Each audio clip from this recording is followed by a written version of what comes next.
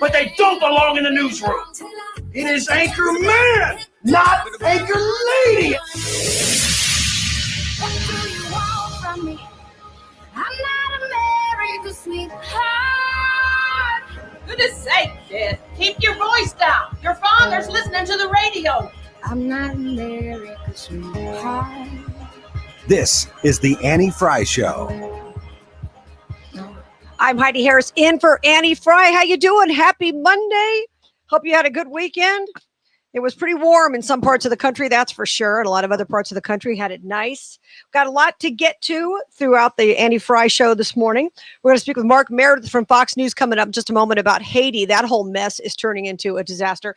In fact, I just saw something on Twitter this morning where apparently the president of Haiti, now take it for what it's worth, guys. I got Ryan here and Jake. Take it for what it's worth, okay? Twitter says so. So that makes it true, all right? Mm-hmm.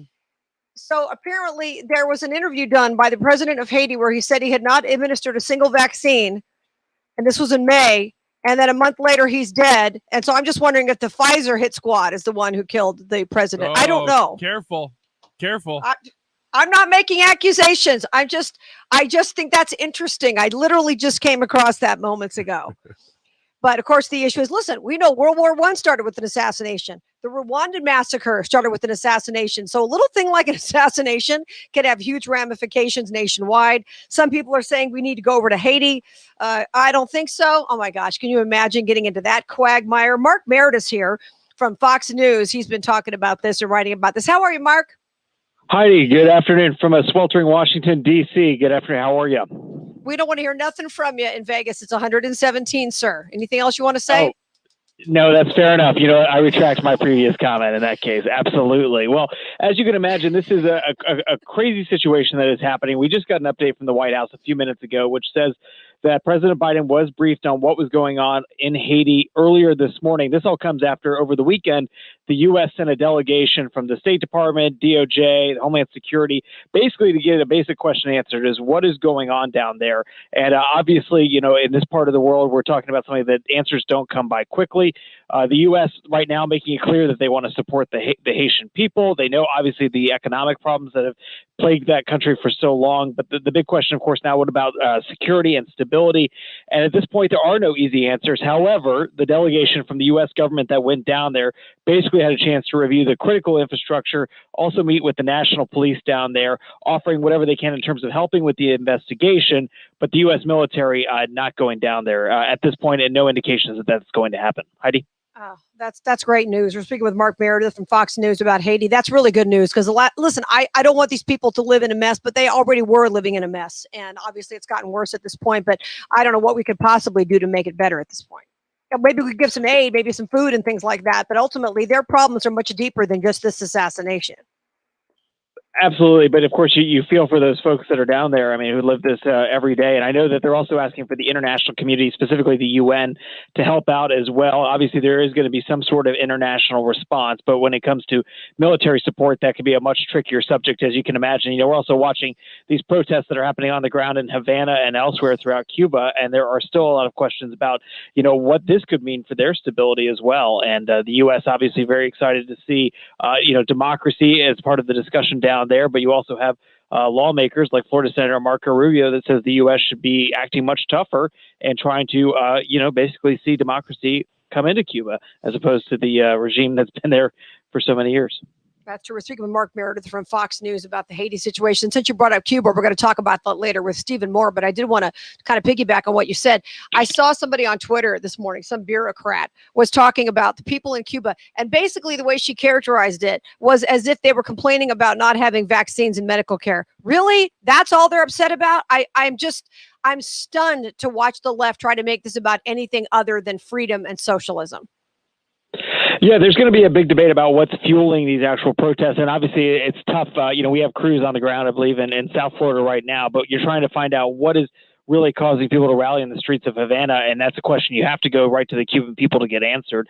And you talk about, you bring up an interesting point, Heidi, and that is there is serious political ramifications on something like this, because you think of a place like Florida where you do have so many Cuban Americans as well as Haitian Americans. These issues hit close to home. You know, they're not thousands of miles away. If anything, they're family members are still there, and they live and breathe what the politics are at these places all the time. So for President Biden, he certainly faces a little bit of a conundrum here. What's the best way to respond? You also see the administration making it clear they're not interested in nation building in any sorts when it comes to Afghanistan. So you have them basically trying to make sure that they don't have to send U.S. troops anywhere that they don't want to at this point. That makes sense. Mark Meredith from Fox News Channel joining us. By the way, Mark, I can tell that you are a correspondent because when you tossed to Heidi at the end of what you were saying, you said Heidi, and I've never heard anybody do that. So I know that I'm talking to a correspondent. That's awesome. Back to you, Ryan. Yeah, thank you. That's the first thing they teach us in news school. So we get that. Then we plug in our earpiece, and then we're all good to go. That's great. Now, if you do that with me, I'm going to be honored, and I'm going to cut it off and send it to my wife. Like I've finally made it. Fair enough, Ryan. Hey, there we go. No, let me ask another one about Cuba since we're on that topic. You're the only person I've heard really talking about the possibility of democracy moving in. I mean, I would love to see that. This is the beginnings of, revolution. This is kind of what it looks like. But what are the chances, do you think, that Cuba in particular, we'll leave Haiti alone for a second, that they could actually be moving toward a more open, free democracy government? I would have to be more skeptical than anything. I mean, I think that this has only been 48 hours, 24 hours old. Yes, of course, there's been pressure building up in the Cuban countrysides and in Havana. But I mean, you're still talking about something very early in these protests. And we've seen this before in other places where those protests start out and then things draw back. Obviously the Cuban government is putting their own propaganda out there. I believe I saw one of the Cuban leaders saying that it was the U.S. that was kind of fueling this dissent. Now, how long the government kind of lets these protests continue, that's a great question. Yes, you're right. There's always that possibility that we could see real regime change. I would be skeptical at this point, but of course I am far from an expert on Cuba, and I think we'll have to wait to see what plays out down south. Ryan? That's awesome. Thank you. Just for you, buddy. Just for you. Thank you very much. Back to you, Heidi. Oh, you love that. I'm Heidi Harris, of course, in for Annie Frey. We're speaking with Mark Meredith from Fox News about the situation in Haiti. So I want to go back to what you said about Haiti before. We're talking a little Haiti and Cuba because obviously these are hot spots, both of them. But in the situation with Haiti, you don't see at this point, once again, any intention from the Biden administration of sending any troops down there at this point, anything at all. No, absolutely not. There has been no indication of that happening. And we kind of heard from sources over the weekend that the White House was not interested in sending troops whatsoever. The Pentagon also making that clear. They want to see stability and security in that country. But obviously there's always that concern about, what could happen. And for those folks that are on the ground there that suffer the most. But I would imagine, and we're not, I'm not placing any bets here at the moment, but if there was to be anything to that effect, I would imagine that would come from the UN as opposed to the U.S. Yeah, that makes sense. All right, Mark Meredith of the Fox News Channel. Thanks for joining us. We appreciate it. Heidi and Ryan, it was a pleasure. Absolutely. Back to you guys. Thank you, Mark. Bravo. Very smooth. I like the way he did that. That was excellent. Me too. What's interesting, I was thinking about, Haiti, we know that Haiti's in a mess because they're Haiti. There's a reason that they're not the Dominican Republic. Okay, we understand that. They're on the same rock. And it's a cultural issue. And, in America, we've had assassinations, obviously, of presidents and major figures. In America, our system is set up that if somebody gets knocked off, which you hope doesn't happen, then you've got somebody in place. We've all seen the very famous picture of Lyndon Johnson being sworn in after Kennedy was assassinated in the plane, literally standing in the plane next to Jackie Onassis, who still had blood on her before she was Jackie Onassis. I get it. Well, still having blood on her dress. They were standing. That's what you call power, the transfer of power. And in Haiti, what's it going to, if we go down there, we're not going to solve their problems. Their problems are much deeper than this. I think everybody knows that.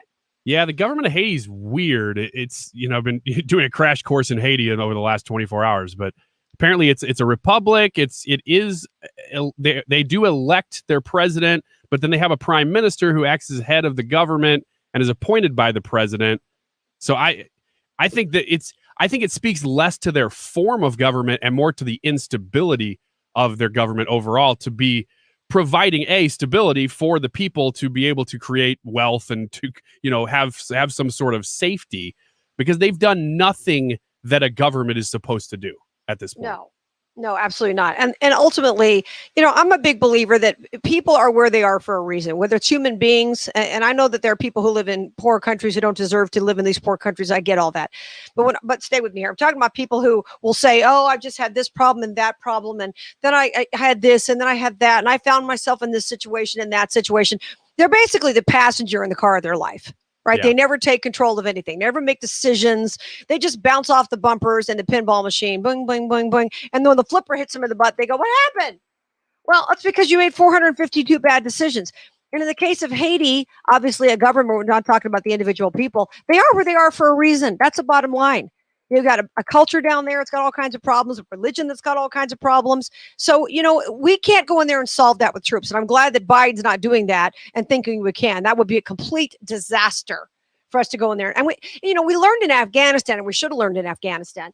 You can't go and show people. People are where they are, once again, for a reason. You don't go down there, put troops down there, try to talk about democracy and this and that and women's rights and all this other stuff and hope you're going to change a culture just because you show up. That's not the way it works. That's what everybody's missing, I think. Yeah, I agree. I mean, not to shift it from Afghanistan, but what are we going to take the troops from Afghanistan and put them into Haiti? I mean, Right. Nobody's going to do that right now. I do No. think, though, and I agree with you, Heidi, that we can't just go in and set up a government for people. It doesn't work unless they're culturally in the same kind of category as we are culturally, because you can't go into an Islamic regime and say, now you're going to do democracy. It just doesn't work that way. The mentality isn't even there. In Haiti, Well, because, right. well, I think in Haiti that maybe could work, but I'm not advocating that we do that. I just think compared to Afghanistan, it actually would be more likely that it could work. Well, it's just a mess, and we can't solve all the world's problems. When it becomes an issue for us, I'm not saying we shouldn't care about what goes on in the world. We certainly should care about other people. We certainly should try to help when we can. But when it comes to a situation that is their own doing, basically, there's no reason that we should go in there and get involved in that quagmire, and I'm glad we're not doing that. That's important. Stephen Moore is going to be here next hour. As you know, Stephen Moore is an economic contributor to FreedomWorks, and of course, we followed him for many years on Twitter and columns he's written and that kind of thing. He'll be here beginning of next hour. We'll talk a little bit more with him about Cuba. We're also going to talk with him about the eviction moratorium that is scheduled to end in a couple of weeks. He's been writing about that, and that's a big deal. A lot of people are very concerned. So we'll get to that. Coming up next, Trump at CPAC. Oh boy, got some audio for you, of course. And we'll give you some poll results. And Caitlyn Jenner was there, apparently getting jeered. Oh boy, well, what'd you expect? That and more coming up on the Annie Frey Show. I'm Heidi Harris, in for Annie Frey.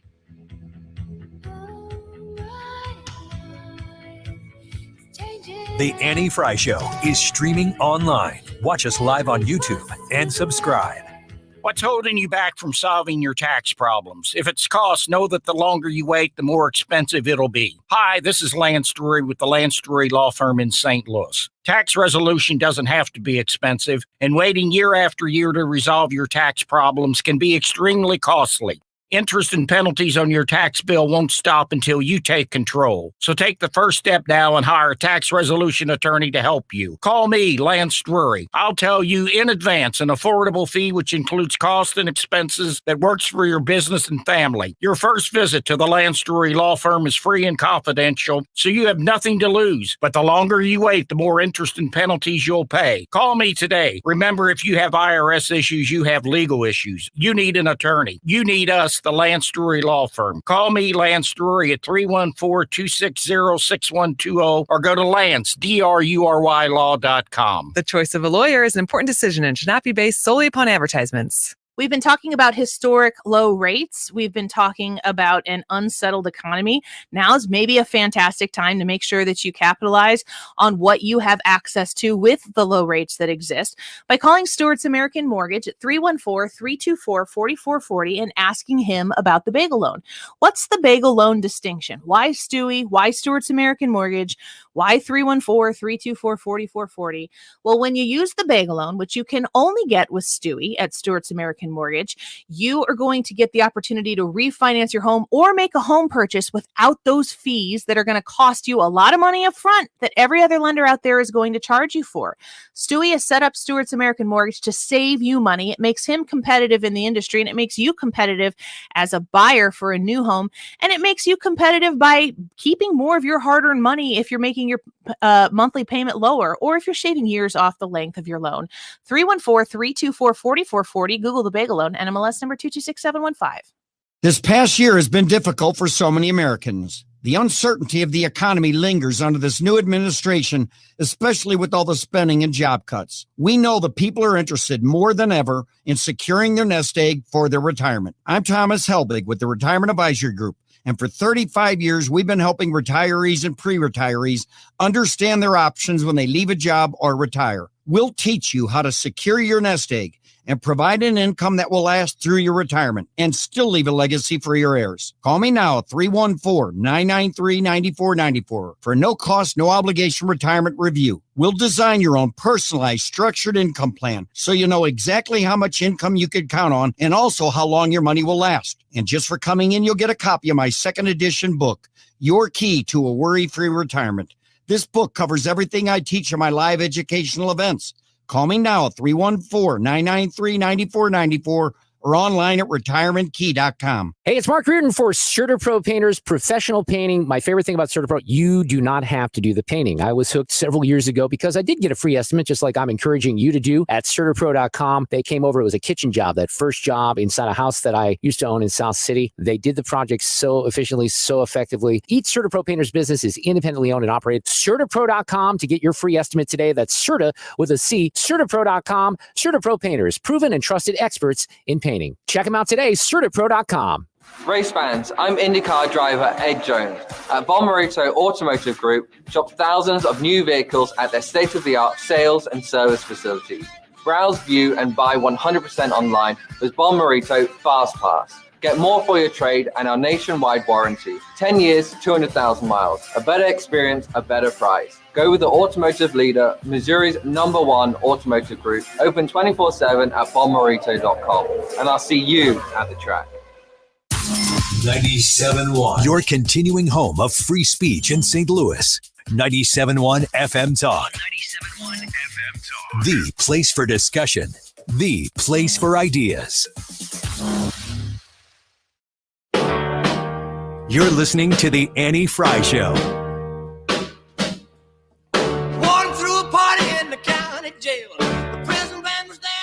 Now, for the next 16 months, we must pour every ounce of our energy into winning a historic victory in the midterm. During my administration, our country was respected again.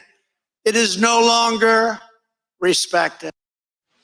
That is true. That was President Trump at CPAC over the weekend. Did very well. Did you guys watch any of that stuff? I watched Jake, it in clips. I didn't watch it live. Yeah, I tried watching it, and for the first 5-10 minutes of it, it was just the same old, going over the same old stuff.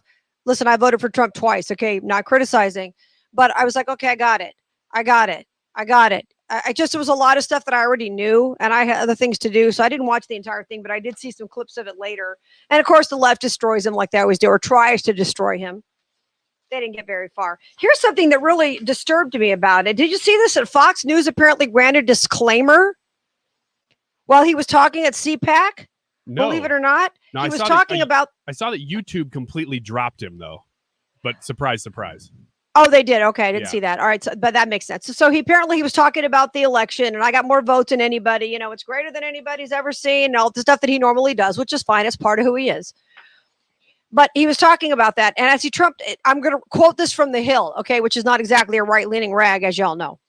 As Trump continued to make misleading or false claims about the result of the election, Fox News, which was carrying the former president's speech live, replaced its chyron with the disclaimer. Voting system companies have denied the various allegations made by President Trump.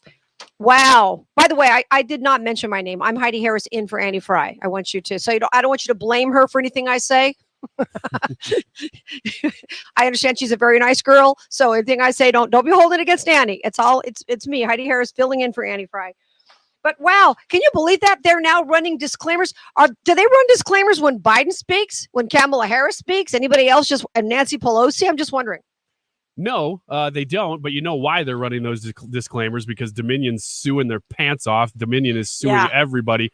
We keep hearing that these are legal terms that I'm just familiarizing myself with. But the discovery process was supposed to be something. You know, when The people making the claims against Dominion were supposed to be able to discover things against them. I haven't heard a dang thing about that, though. I think Dominion is winning this thing. Well, and what's the latest? And I have not followed up on this. The latest on Mike Lindell and the MyPillow and that whole thing, right? They were suing him right through for $1 billion or whatever it was. And last I heard, he dug his heels in. He absolutely has. They're suing him. They're suing Lynn Wood, if you know that name, from Georgia. They're suing Sidney Powell. I guess actually today the breaking news is that there's a virtual court session going on right now to determine if Sidney Powell and Lynn Wood and other people that we don't know their names as well are going to face sanctions for different things that they've said and lawsuits specific to Michigan. Apparently, I don't know why Michigan, but that's I guess they had to fight. They had to file in some state, and they chose Michigan probably because they have really good protection from the governor Whitmer, and I think the Secretary of State there. I can't remember her name right now, but she's running cover for him too. Well, that whole thing fell apart, didn't it? I mean, Sidney Powell was a very well-respected attorney prior to this whole thing coming down. And it's so weird what happened. I mean, same thing. She dug her heels in and said she had evidence. And listen, I'm not trying to go over old stuff here, okay, guys, but it continues to come back up. I do believe that there were all kinds of shenanigans in the election. I don't believe that Donald Trump lost fairly. I don't believe that. But what can we do now? We can't do anything now. We've got to go forward. But the thing is that she never was able to produce, or certainly not publicly, any of the evidence that showed that Trump did it, to the extent, or the shenanigans extended to the point where Trump would not be reelected. I mean, that's the problem, is that you have to have proof. You can't say, oh, it's anecdotal. Well, 5 people voted who were dead, but that doesn't mean it was 105,000. We don't know. But anybody voting incorrectly, obviously, it's a problem. Sometimes it's fraudulent. Sometimes it's done in error. You don't know. But, and I've had people on the left actually say to me, well, irregularities aren't fraud. Really? Wow. If they only benefit one party, they are. Exactly.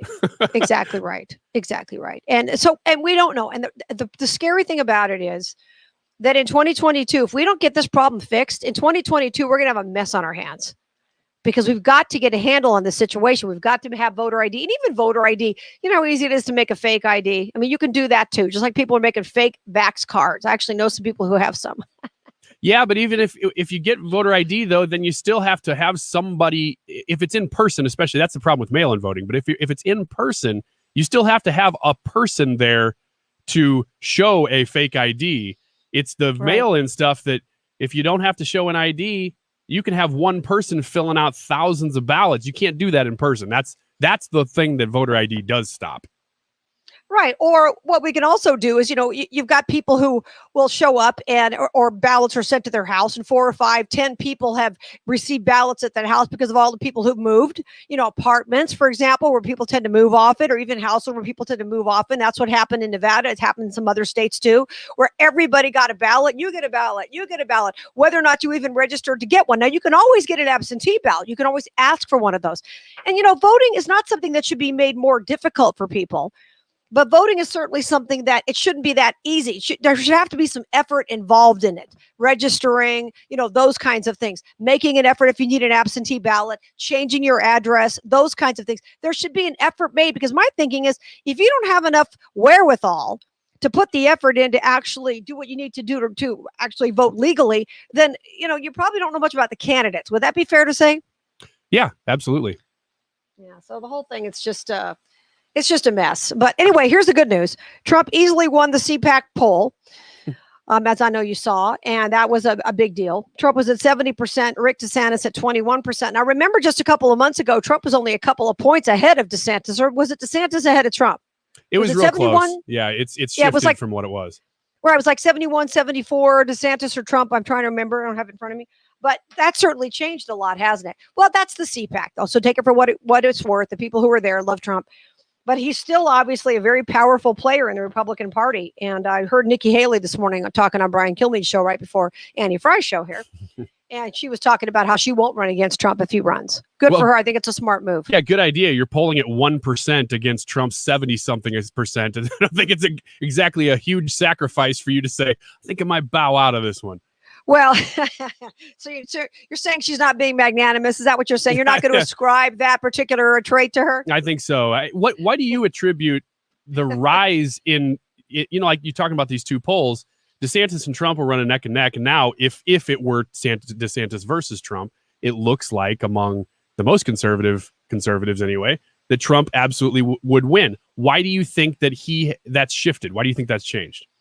It's interesting. Well, then again, remember it's CPAC. Okay, it's Right. not every Republican. everybody. It's CPAC, and that's a huge group that really loves Trump. And Matt Schlapp and Mercedes Schlapp and all those folks are very big Trump supporters. They really like him. How much of that is attributable to the fact that they feel like Trump got screwed versus how much of that is attributable to whether or not they think he's the future? I don't know the answer to that. I truly do not know. Keep wanting to call him Rick. Ron DeSantis, pretty young guy. So if he doesn't run in the next couple of years, I mean, it's not the end of the world. He's got plenty of time to run and build his following. And maybe it's the better thing to do to stay out of it. But of course, the problem is, you know what's going to happen. If Trump were to run again and were to get the nomination, I don't know that he would. He probably would. He runs again, he gets the nomination. I don't know how much he's going to get accomplished because the Democrats are going to go back to trying to indict him for something, trying to destroy him for everything he does. I'm not sure how much he can do. But certainly as a president, you have a lot of power. Gas is up 97 cents from a year ago today. From a year ago when nobody was driving. Yeah, thank you, Biden. Yeah. Right. Yeah, thank you, bud. Appreciate that. So obviously, Trump did a lot of great things for America.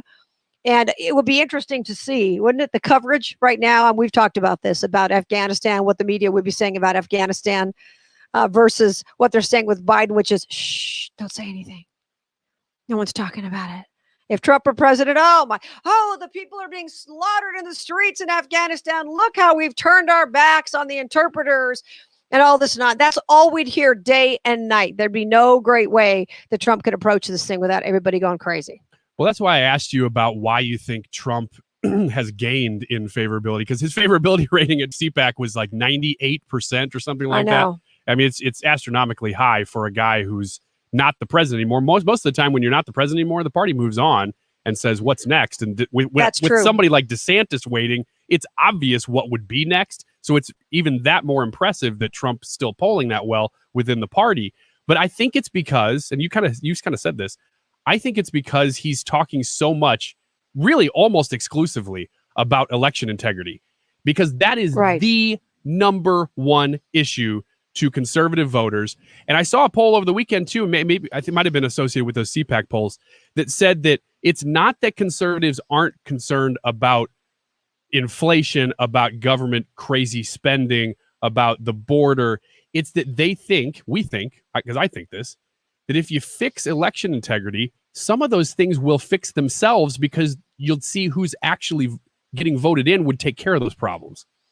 Well, that is true. And that's probably part of it. I think that's a huge factor that he is talking about election integrity. And a lot of people are very upset about that. And they feel like you said, even if Trump were out of the picture tomorrow, we need election integrity. It's not just about Trump. Right. Also, there are a lot of people, let's be honest, who don't want to say anything about Trump. They still believe that he's powerful enough that even if they want to move on, even if they want to go, you know what, can we just move on? They don't want to say that publicly. A lot of Republicans don't want to do it, especially if they're going to run for office, because they understand that the wrath of Trump, if he gets on, not Twitter, but if he gets on social media, wherever he's on now, wherever he is, it's hard to even find him anymore. But if he goes on a tirade against somebody, then the mob will go after these people, and they know it. And that's why they don't say anything about it. If they're even questioning whether it should be Trump or DeSantis or anybody else, they're just pretty quiet about it. I think as you look around, and as a Republican voter, I do this too. I look around and I say, well, I'm not looking at party so much as I am who's part of the system and who's not. Who's absolutely going to fight regardless of who's telling them what, and what lobbyists are telling them, and what the deep state and whoever is pushing back on them, and who's not. And really, that's why Trump and DeSantis are the two guys, because those are the only two guys that you can look to. Because, Nikki Haley and Marco Rubio and some of these people, they have good conservative credentials. So as just policy-wise, I like them. But I just don't know how willing they are to take on the system as those two guys are. And that's why they're so far ahead. Well, that's part of it. I think that's certainly part of it. And if you're Rick, I keep wanting to say Rick, and I know it's Ron. If you're Ron DeSantis, do you take the vice presidential slot if Trump ran? I wouldn't. Not after what he did to Mike Pence. Hell no. I don't know. I don't know that I think he's bigger than that at this point and knows that riding Trump's coattails probably wouldn't be his political move, that he'll do it on his own at some point, as long as he I think you're right. holds I the don't think line. he needs it. Yeah. But I think that if Trump's concerned that he's a threat, that Trump may offer that to him if he decides to run again. And who knows what's going on in the smoky rooms? We really don't know, right? But I think Trump would have a real tough time coming up with a vice presidential, with any kind of a running mate at this point, I think. Because Mike Pence was a man of integrity, and it was just, probably his political career has been destroyed as a result of what Trump did to him. And I think that's terribly unfair. He would grab somebody that's so far outside of the names we know, I think, that we'd all be shocked and then having to do our research on whoever this person is. Like not Sarah Palin, but somebody that was way off the radar like that. Nobody knew who she was until she suddenly was the vice presidential nominee. That's true, because Kristi Noem's not going to take it. Nikki Haley wouldn't take it. Ron DeSantis wouldn't take it. I can't imagine any of these people wanting that position. I don't. And sometimes it's beneficial. You're the vice president and you become the president. It's happened for some people, but not Mike Pence. And it was just, the whole thing was just a mess. And I can't imagine. By the way, if you just tuned in to 97.1 FM Talk, I'm Heidi Harris in for Annie Frey. So don't blame her for anything I say. Of course, Ryan Wiggins. You can blame me. Here. And Jake this morning. I don't want anybody holding Annie accountable or getting on Twitter for anything I say. That's all. I'm trying to clarify. You can tweet me. I'll pass it along. Just skip Heidi and tweet me all of your complaints, and I'll. I'm gonna put Ryan's Twitter handle on the screen at Radio Wiggins. Is that what it is? Radio Wiggins. Yep. I like that. Yeah. That's a good one. And mine is Heidi Harris Show on Twitter and Facebook, Instagram, all that kind of stuff. All right, lots more to get to this morning. Obviously, we're going to talk a little bit about Cuba. Stephen Moore is going to be joining us, economist. He'll come up here next hour. We'll talk a little bit about that. And now they're talking about a booster. A booster. Sure, why not? Another booster. Delta, Epsilon. Can you imagine all these booster shots they want us to get? They're talking about that. We'll get to that coming up. And there was an interesting op-ed in USA Today trashing one of the Olympic swimmers for not getting the vaccine. When, by the way, he's already had COVID. So we'll talk about that because it's a really, truly snarky, nasty op-ed. I posted it up on Twitter, but you might have missed it. And I'm just, well, she's just seething. And these people are like that. I mean, it's amazing. Just had a conversation with a friend of mine over the weekend about this. The people that we would never have put in the scaredy cat column, right? Who are just angry and you're selfish because you're not getting this vaccine. And don't you understand? And all the variants and all these things. I mean, and my friend was saying, I don't even talk to people anymore about this. She said, I don't even have these conversations because they're just completely gone. Mm-hmm. They're not even thinking clearly. And I can understand that. So those are some of the things we'll talk about coming up here in just a few moments. Also, Sports Illustrated, this is for you guys. They have now, they're going to have I guess they did have an inclusive swimsuit show. Wait, is that for us or not? Doesn't sound like something I'd be that interested in. Well, you know what? I'll get your opinion as men. We'll talk about that coming up on the Annie Frey Show. I'm Heidi Harris in for Annie Frey. This is the Annie Frey Show. You're listening to the Annie Frey Show live from the Air Comfort Service Heating and Cooling Studio. In addition to heating and cooling, Air Comfort Service also offers indoor air quality water heater and Aero Seal duct seal services. Get in your comfort zone with aircomfortservice.com. Jewels on Hampton in St. Louis Hills is paying some of the highest prices on gold, silver, diamonds, semi-precious colored stones, and fine watches on site. Jewels on Hampton is a premier jeweler with an exquisite selection of diamonds, semi-precious stone jewelry, and vintage watches. Their expert design team can restyle your jewelry to today's contemporary style. They also do jewelry and watch repair. Need extra cash? Jewels on Hampton is paying some of the highest prices on gold, silver, diamonds, semi-precious colored stones, and fine watches. Bring your collectibles and clocks, sports memorabilia, and figurines too. Jewels on Hampton, 4506 Hampton, just 3 blocks south of Chippewa. Call them at 314-752-5000. That's 314-752-5000. So if you need some extra cash, looking for that one-of-a-kind piece, make Jewels on Hampton your first stop. Jewels on Hampton in St. Louis Hills. One of the things about Beck and Lennox estate planning and elder law, that I want to talk about is just kind of where they came from. Who are they?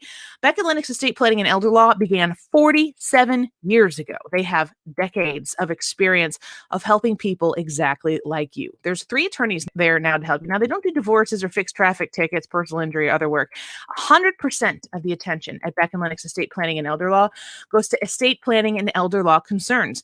They have an amazing set of online reviews. You can go check them out for yourself, Google them, trust me, or as the great president once said, trust but verify. They have a great reputation that follows them around, and it speaks for itself. The attorneys focus on each individual who steps into the office. So when you go into Beck and Lennox Estate Planning and Elder Law, you are the main focus. You're in the spotlight. Your concerns are what they care about. Take advantage of their offer for a free phone call with an attorney, Jay or attorney Caroline. Go online to schedule that appointment now. BeckElderLaw.com, and you can call the office if you don't want to use your computer. 636-946-7899. 636-946-7899. BeckElderLaw.com. Have you been putting off life insurance for a while? With the long application process, medical exams, and blood tests, it's no wonder you put it off. It can seem so confusing, expensive, and time-consuming. But Ethos is a new kind of life insurance. Ethos is built with you in mind.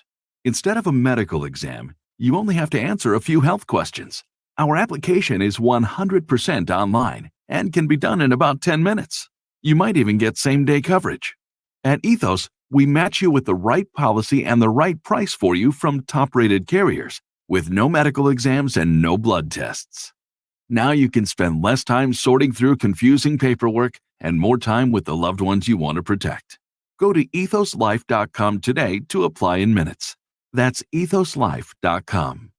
Ethos Technologies, Inc. operates in California as Ethos Life Insurance Services. Not available in all states, and prices subject to underwriting and certain health questions. Diabetes, high blood pressure, anxiety meds, everyone's on them. If you're a 50-year-old male, maybe a bit beefy, or even with type 2 diabetes, $1 million of term insurance may only cost you about $200 a month. Affordable term life insurance is out there. Call Term Provider and speak with Big Lou at 800-481-1458. 800-481-1458 or visit biglou.com. Remember, Big Lou's like you. He's on meds too. Are you the parent of a 2 to 7-year-old? Listen closely for an exciting free radio offer. By now, you've probably heard of ABC Mouse, the Parents' Choice Award-winning online learning program that's actually changing the lives of early learners everywhere. ABC Mouse is like a little one-on-one teacher. It has helped her so much. Right now, we're offering a special radio promo to try it free for a month, but you have to go to abcmouse.com/radio to claim your free month. That's abcmouse.com/radio. Sponsored by Age of Learning. This is Wiggins letting you know about these new music stations that the Odyssey app has. They're hyper-focused, so if you just like traditional country or you like something as specific as British 90s rock like I do, you can download the Odyssey app and find your specific station when you're in the mood for music.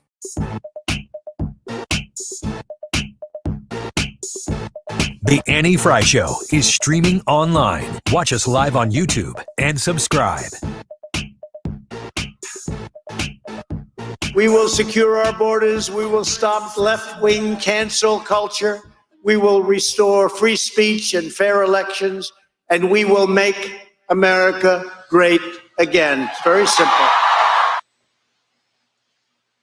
Absolutely. President Trump got everybody excited at CPAC over the weekend. I'm Heidi Harris in for Annie Frey. This is the Annie Frey Show. Got Ryan here, Jake here. I meant to mention something about CPAC that I thought was kind of interesting. Caitlyn Jenner apparently showed up. And somebody was very rude and called her, I guess it's her. I'm not being sarcastic. Please understand. I'm not anti-trans or I don't, put people down. I put politicians down, but they're different because they work for us. But I'm not making fun of her. She goes, it's a her now. You call her, right? Yes, okay. I think. See, I'm old enough to remember Bruce Jenner when he was on the cereal box and he was smoking hot. Okay. I mean, I was a little kid. But still, I remember, I can't get that out of my mind because he was like such a good looking guy. Have you ever seen his son, Brody? No, I don't know anything about Bruce. Brody Jenner is about the best looking. He looks so good looking. He doesn't even look real. You'll have to look him up. I mean, he's like Shamar Moore. He doesn't even look real. These guys, they're so cute. I don't really want to anyway, look up good hot genes guys. there. I'll do it. Okay, go ahead, Jake. Now you guys will look it up. Look up Brody Jenner. I know you guys aren't going to see it that way, but anyway, good genes.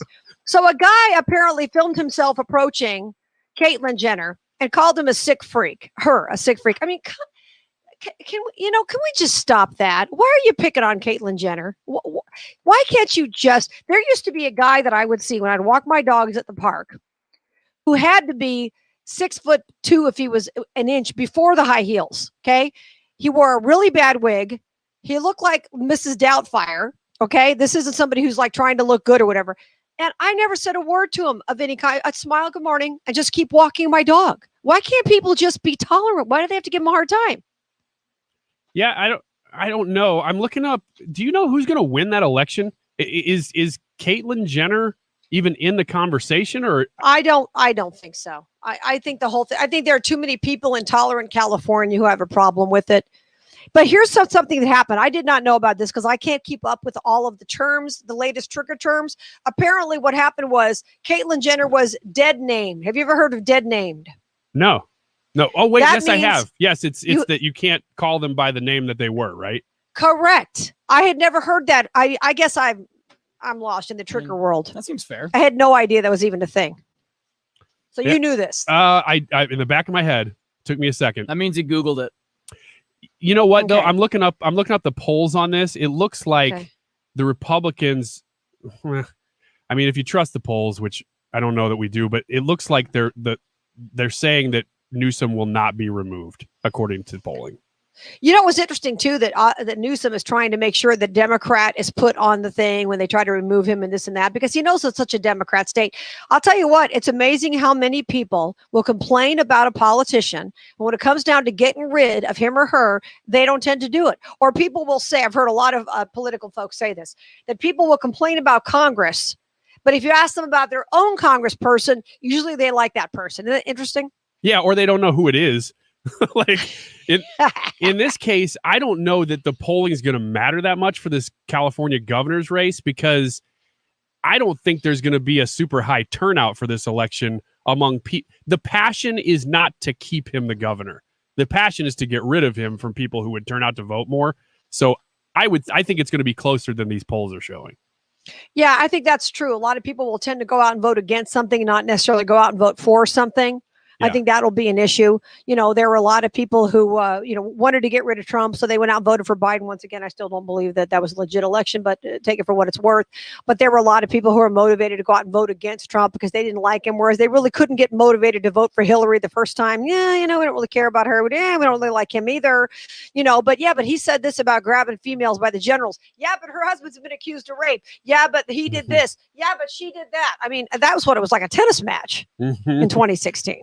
Yeah, we can get into the anomalies of that election sometime, because you're right. Whenever you say, man, it's hard to believe that somebody could get that many votes, they go, yeah, but people were voting against Trump. And you got to kind of go, yeah, there probably were a lot of people that are voting against Trump. But you get into some of the statistics and you're like, doesn't quite bear out as well as you think it does. Yeah. All right. Enough politics. So on Friday, I was listening to the show, and I heard you mention to the other host that you used to write for sitcoms, Ryan. Well, yes. I can't say I wrote for anything successful, but yes. I did not know that. That is so cool. How did you get into that? For about, so I owned a television production company, or co-owned a television production company for about 4 years. So I moved from radio into my own business, doing that for a few years, into doing this. And so I did write a couple of sitcoms. The one that I was talking about was actually was based on a fake radio station at a college. And I thought it was a really good setup where a guy falls from grace from a big radio station, has to go back to his hometown college and like kind of save the college radio station. Not that implausible. No, especially when you know some of these little bitty radio stations that are run out of colleges too. Right. And so the world that he was supposed to be living in was that he was successful, but nobody treated him like he was successful, because it was a bunch of college students. And actually, that's how I developed a relationship with Victoria Jackson from Saturday Night Live. Okay, sure. She was in that show, and we just kind of stayed friends, because the idea was that we were writing a show that would subtly poke fun at sort of liberal college campus culture. Right. And she was down for that because she's super conservative.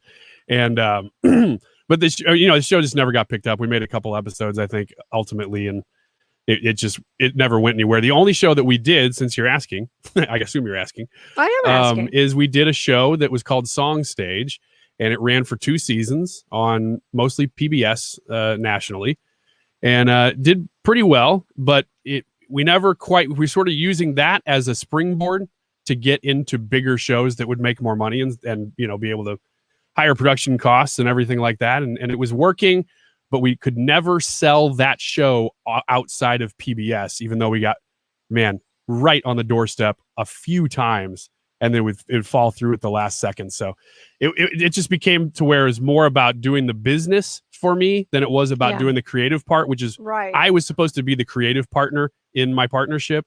And it became to where it was just doing business, and I got really worn out. And long story short, I said, I'm going to hang up the hat and go back into radio. So that's where I'm here. Yeah, it makes it tough because a lot of people are like that, musicians, artists, folks like that. That's what they do. They don't want to do the business aspect. I mean, there are some people who are incredibly good at the business aspects of those kinds of things. But if you're not, it makes it very, very difficult to try to, because you get bogged down in the things you don't like. I know there are aspects of radio that I like what I do. I've done it for a long time, but there are parts of it. When I first started, you walk in the studio, didn't even have computers in the studio I worked for, but you walk in with your stories and whatever, and that's what you did. You did your show, you walked out the door, that was it. Now you've got social media you've got to be able to do, and you've got to, certainly be able to edit your own audio or podcast, and you should be able to know how to do that. All these things that 10 years ago, 15 years ago, 20 years ago, you didn't have to know how to do.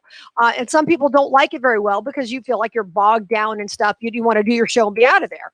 But it's not like that anymore. And so I can understand why the business aspect of it would be very difficult, and it kind of drains you. But, when you talk about the people who've been successful, I was watching or I think I was reading an interview by the guy who started, just pulling one out of the sky here, Chewy.com. Okay. The guy had to meet with like 200 investors, 200 meetings. Mm-hmm. And you look at these people who have been successful, Jeff Bezos, all these people, they didn't start with that. They started with nothing. And they started in their garage, and whether I like their politics has nothing to do with it. They started from nothing and they built something. People like Tyler Perry, who I've talked about, I love him, and people like that who started with nothing and built it all. And it's very tough, and it's easy to get discouraged after the 550th time somebody says, no, you're not talented, this isn't funny, whatever it might be. I was just reading, of all things, a biography by Dolly Parton. I picked it up at a garage sale, and I like Dolly Parton. Who doesn't like Dolly Parton? Right. So I read this biography, and she made a point. She says, what makes you think that people who are in business, managers and things like that, know what talent is? And it was such an interesting point. And she said there's a little, I don't know, what do you want to call it? A little joke going around the industry that somebody sends a script to somebody and they'll say, so Ryan, what'd you think of the script? And you'll say, well, I don't know. Nobody else has seen it. In other words, these executives can't make a decision. They don't know how to recognize good things a lot of times. And then when they do recognize something in Hollywood or music, then it's everybody just imitating the last person who was successful, doing the last kind of genre. How many Fast and Furious are we up to now? 42? 9 and 1 spinoff. Okay, got it. 9 Fast and Furious. Nobody come up with anything else, huh? Well, and it only matters who's attached to, because if you have a big name attached to it, you can pretty much get things made, and it's all relationships. You're right, Heidi. It's these executives, and a lot of times in the movie industry, anyway, this doesn't apply to TV as much, but in movies, you don't even have the actual decision makers reading scripts.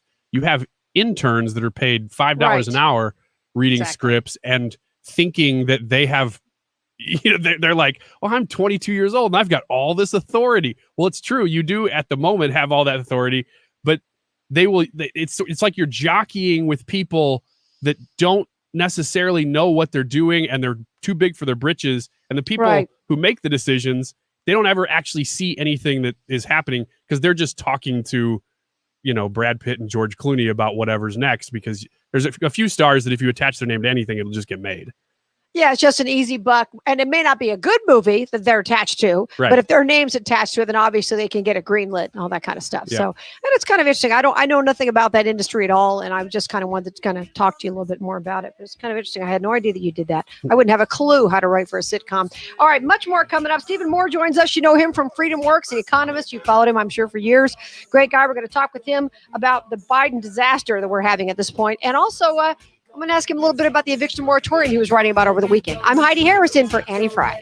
The race for the Missouri Senate seat's already heating up. Mark Cox here. Join me in person Thursday, July 15th at 18th North Central as we kick off our Decision 2022 coverage. I'll talk to each candidate one-on-one. First up, former Missouri Governor Eric Greitens. We'll hear what impact he thinks he can make in the Senate. A conversation with Eric Greitens July 15th. The doors open at 6. It is free and open to the public. 18 North Central is located at 18 North Central Drive, O'Fallon, Missouri. The maintenance plans that you get from Air Comfort Service are fantastic because it takes the thinking out of your HVAC system. And that's good because I got to be honest, no offense, Corey Malone, I don't think about my HVAC system very much. I'm often in my comfort zone because of Air Comfort Service. They have replaced the furnace and the air conditioner in our home, and they did a fantastic job doing it with the very best customer service. And the people who came over into our home were wonderful and courteous and kind and very good at what they did. If you want to prevent costly repairs on your HVAC system, I recommend purchasing one of their maintenance plans. You can do so for regularly scheduled system checks where both the air conditioner and furnace are checked twice a year. You can also get discounts on diagnostic calls and repairs when you're a member of their maintenance plan. Plus, you can get priority service. Air Comfort Service maintenance plans start at only $15 a month. And if you pay monthly, you get your 12th month free. Call Air Comfort Service today at 314-513-0091 and get the process started. aircomfortservice.com. The way things are going these days, do you ever ask yourself, when is the other shoe going to drop? The warning signs are everywhere. The next big danger is food shortages. That's why Americans are learning to be self-reliant and getting their emergency long-term food storage from My Patriot Supply. We're America's trusted leader in emergency preparedness. Over the past decade, My Patriot Supply has served millions of families and helped them prepare. Our delicious meal kits average 2,000 calories per day and stay fresh in storage up to 25 years. This is reliable food that will be there when disasters strike. And with the way things are going, you should grab some now. Go to mypatriotsupply.com, order a starter kit for each member of your family, and we'll ship everything quickly and discreetly to your door. Don't wait and scramble with the masses when the news breaks. Instead, prepare today for what's coming. Go to mypatriotsupply.com. That's mypatriotsupply.com. If you're tired of dealing with a wet basement or crawl space and worrying about the damage it's doing to your home, call B-Dry, your waterproofing experts for over 60 years. B-Dry's proven and patented methods completely combat the most common ways water enters your basement, and B-Dry offers a limited time warranty. Call B-Dry now for a free estimate and save $500 off your waterproofing system. Call 1-800-966-2379 or BDrySolutions.com. That's BDrySolutions.com. KFTK FM Florissant, driven by the Bomarito Automotive Group, 97.1 FM Talk. An Odyssey station. Scott Miller acknowledges the Taliban's recent gains. It's important that the military sides set the conditions for a peaceful and political settlement in Afghanistan. We can all see the violence that's taking place across the country. He adds that with the violence, a political settlement is very difficult to achieve. Miller hands over command to Marine General Frank McKenzie, the head of U.S. Central Command based in Florida. He assumes the authority to conduct possible airstrikes in defense of Afghan forces until the U.S. withdrawal is complete. Democratic state lawmakers in Texas might stage another walkout to block new voting laws again. GOP state legislators in the Texas Capitol in Austin say they plan to introduce bills this week creating rules against drive-through voting, 24-hour polling places, and ballot drop boxes. That is now pushing their Democratic opponents to rally their own against it, saying those methods of voting benefit minorities. Fox's Evan Brown in Dallas. The White House says President Biden will call efforts to strip voting rights authoritarian. In a speech tomorrow in Philadelphia, Republicans say they're trying to fight voting fraud. President Biden says the U.S. stands ready to provide assistance to Haiti, but he's urging Haitian leaders to come together after the president was assassinated. The U.S. has so far not granted a request to send troops to help provide security. The president's also expressing support for what he calls a clarion call for freedom in Cuba, where anti-government protests have erupted. These people have had enough of long-time food shortages, a horrible economic situation, and also difficulty getting the medicines they need. Fox's Phil Keating in Miami's Little Havana. Cuban leaders blame U.S. sanctions. America is listening to Fox News.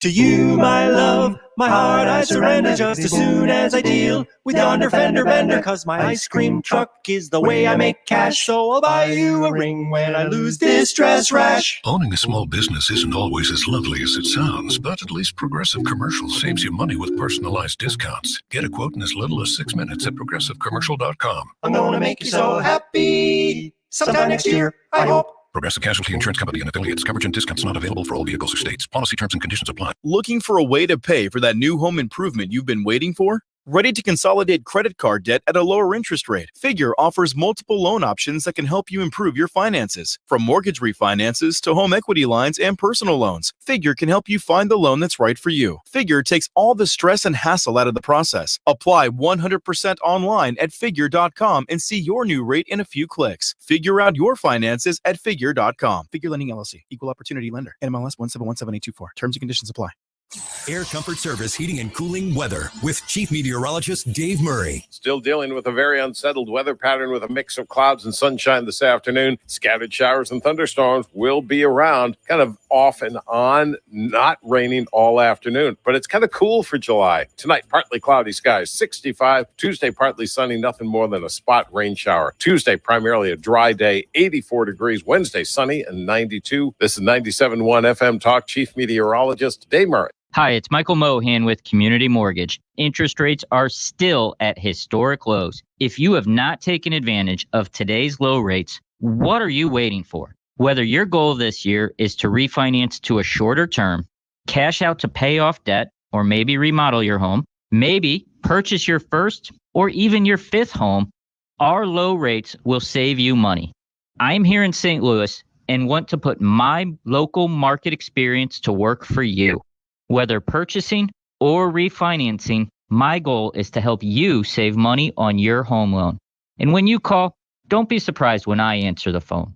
Call me today, Michael Mohan, 314-336-6050, 314-336-6050, 314-336-6050, or online at communitymortgagestl.com. Community Mortgage LLC, 224143, NMLS 250353. If you thought Diamonds Direct's values were impressive, wait till you see what we're doing next. It's a spectacular summer store-wide sale, July 21st through 25th, with an extra 20% savings on virtually all diamond and fashion designer jewelry, from rings and earrings to bands and bracelets and so much more. We're breaking our own rules to bring you extreme value for 5 hot summer days. Get ready. 20% extra savings on a multi-million-dollar selection of fine jewelry. July 21st through 25th. Diamonds Direct. Olive in 270 at City Place.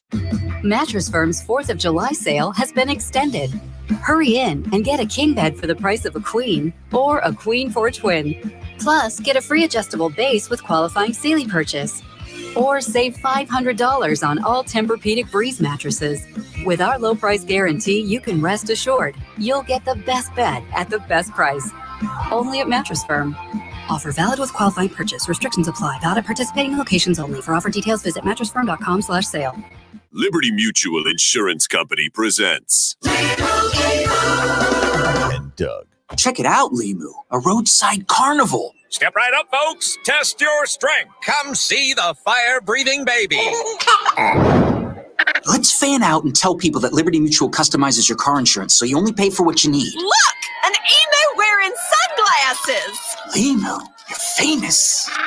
Only pay for what you need. Liberty, liberty, liberty, liberty. Alcohol use is involved in 70% of deaths associated with water recreation. Affect your balance, coordination, and judgment. Play it safe this summer. Alcohol and water don't mix. Life jackets worn, nobody mourns. This water safety message is brought to you by the U.S. Army Corps of Engineers St. Louis District. The only person who can change your life is you, but you need to know how. Listen to my show, The Del Walmsley Radio Show, where the hype ends and the help begins. Listen to the Del Walmsley Radio Show this Saturday afternoon from 1 to 2 p.m. on 97.1 FM Talk.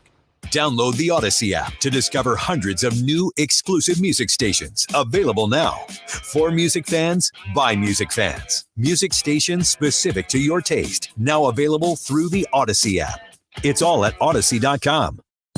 The Annie Frey Show is sponsored by Forensic IT, the tech experts that find the root cause of your technical problems. ForensicIT.com. That is exactly what I needed to hear. Thank God someone here knows what they're talking about. That's us. That's right. Gotta love this American ride. Right, you need to take the time and get the full picture.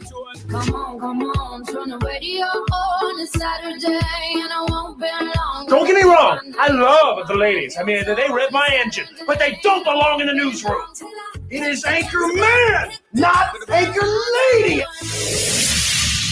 What do you want from me? I'm not America's sweetheart. Goodness sake, kid. Keep your voice down. Your father's listening to the radio. I'm not America's sweetheart. This is the Annie Frey Show. Good afternoon. I'm Heidi Harris in for Annie Frey. As you know, President Trump spoke over the weekend at CPAC and was quite a hit. And they, by a large majority in the poll, decided they want him to be their next president. We'll see what happens with that. I don't know what he's going to do with it at this point. We really don't know. Ron DeSantis, of course, coming in second, but a very, very distant second. That has changed over the last couple of months. And certainly people are concerned because they want Trump's help if they're going to try to win any kind of major election. They're going to have Trump's help for Congress or anything else. So we'll keep you updated on that. Stephen Moore is going to be joining us in just a moment from Heritage. He's been writing over the weekend about this mess with the eviction moratorium.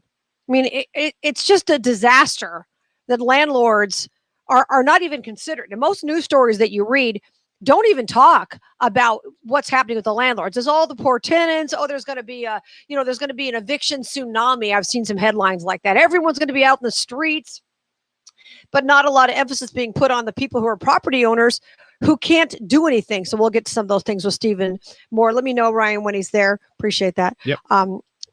But anyway, that'll be good to talk to him. We'll also check in with him about what's going on with the Biden administration. Gas is up 97 cents from a year ago. 97 cents. Yeah, and now that it's like $2 higher than when at its lowest point during the Trump administration during 2017 or 18, right? Shh. Oh, sorry. Stop it, Ryan. Stop it, Ryan Wiggins. Stop talking about truth. Stop talking about what's actually going on in the world because people don't want you to talk about that. They'd rather have you be quiet. Steve Moore's here from the Heritage Foundation. How are you, sir? Heidi, I'm doing very well, thanks. I'm just loving life. I'm actually in Wisconsin today. It is a beautiful summer day. So. Nice. Well, glad to have you. Thank you for taking the time. First of all, I want to talk about a column that you wrote over the weekend. You were talking about the eviction moratorium and how nobody seems to be emphasizing the property rights of a lot of people, as this thing is supposed to be ending in 2 weeks. And all we're hearing is doom and gloom. And oh my gosh, millions of people are going to be out on the streets. Talk a little bit about that. Well, here's the problem with this eviction moratorium. So first of all, what do you think happened as soon as they announced this moratorium on evictions when people stopped paying their rent? Yeah. People quit paying their rent. They didn't have to. Right. Yeah, funny how that happens, right? Isn't it? Exactly. So, that meant, and I have friends who own apartment buildings, and they're small businessmen, and they this is their business, and they have mortgages on the the apartment buildings. So if the people don't pay the rent, they don't have the money to pay the mortgage on the property. I mean, and so then they can't pay the bank, and then the bank suffers losses. So my point is, how does it make any sense to basically say somebody doesn't have to pay the rent? And, people would put up these signs, no justice, no rent, no jobs, no rent. Well, guess what? There's jobs everywhere in the country today. I mean, we have 9.2 million open jobs in this country. And it's just a stupid policy. And I'm all for, helping people when they're down on their luck and having a social safety net. But why should the people who own these apartment buildings have to suffer the consequences of people not paying their rent? And incidentally, when you do that kind of thing, what do you think happens to affordable housing in the country? It declines, right? Because people won't build. Why would you invest in a new apartment building if nobody has to pay their rent? So it's a really dumb policy, and we should get rid of the eviction moratorium immediately, because the jobs are there for people to fill to pay their rent. Absolutely. We're speaking with Stephen Moore, economist. I'm Heidi Harris in for Annie Frey. Saw a story and a headline in the Vegas newspaper about, the tsunami, the eviction tsunami. And they interviewed a woman who worked in the casino business. Now, the casinos, I understand if you were an independent contractor, it was different. But if you worked for a casino, they made sure you got your unemployment. And she hasn't paid her rent in months and months and months. The reporter doesn't even ask her, well, didn't you get unemployment? Because if you work in a casino, trust me, that unemployment pretty much covered is about as much as you were making, right? With the extra bonus. Nobody asked these questions. Now, here's the problem. I mean, you're exactly right. Here's the problem. Now you got people who are getting unemployment, right? Benefits. Plus they're getting the $300 a week extra unemployment, right? In most states. Plus they're getting basically free rent, right? Plus they're getting food stamps for the most part. Right. Plus they're getting Obamacare, free health care. I mean, why would anybody work, folks? I mean, you get free health care, you get free food, you get free rent, you get free everything. And plus we give people $3,000. They want to send out these more free checks, right? I mean, this is the most insane thing. We're becoming a nation of freebies. And the suckers are the people who are working. And by the way, I'm saying that facetiously, that people are working are the, honest and diligent people who we really should be celebrating. And I have total respect for the nurses and the truckers and the delivery people and the people working in the nursing homes. Those are the heroes. And they're working, and these people sitting on their duff watching Netflix are getting paid more money than they are. Boy, isn't that true? We're speaking with Stephen Moore, senior economic contributor, Freedom Works. And of course, you followed his columns for years. I certainly have. I hate to be a conspiracy theorist, but I'm going to be, Stephen. I've looked into this, and I'm not an expert, and correct me if I'm wrong on this. If you lose let's say you have a fourplex and you lose that apartment complex because nobody's making the rent payment. So you're stuck with paying to pay the air conditioning, the heating, the water, you have to provide a safe place. You lose it. Government can throw you out. The bank can throw somebody out in 60 days. But if you're the landlord, you have to float them for another 6 months, another year, whatever. Am I right about that? Yeah. I mean, and in fact, we started the eviction moratorium over a year ago. Yep. So, you've got people who haven't paid the rent for 15 months now. I don't know how the landlords, every time the evil landlords, these are the people who provide. I mean, that was so ironic about this whole debate is the left has this huge thing about, there's not enough affordable housing in America. Well, who would build housing if the people who are going to go in the housing don't have to pay the rent? Right? I mean, so it's a very frustrating thing. We got to get people back to work in this country. As I just said, there's 9.25 million job openings. That's larger than the entire population in the state of Michigan. So the jobs are out there almost everywhere. I mean, there's probably some exceptions, but virtually everywhere in the country, you want a job. I mean, I don't know where you're living. I know you're in the St. Louis area, but where I am in D.C. and, and I was Chicago, all I see is everywhere I go, and I travel a bit, everywhere I go, help wanted. Every business, every store, every construction site, help wanted, help wanted, help wanted. Absolutely. So. That's it. We're speaking with Stephen Moore. You can tell I'm frustrated by it. I mean, because, it's one thing when we lost 20 million jobs. They have all these special programs, right? But we don't have a deficit of 20 million jobs, folks. We have 9 million extra jobs. And it's causing real problems for employers. And every small businessman and woman I talk to is saying, my biggest problem right now, I can't get Joe back. I can't get Kathy back. I can't get Bill back. They won't come back until those unemployment benefits expire. Now, you're there in Missouri where I think they got rid of the extra unemployment benefits. But meanwhile, not far from where your radio station is Illinois. And Illinois is still paying these $300 a week unemployment benefits to people. It's just unbelievable to me.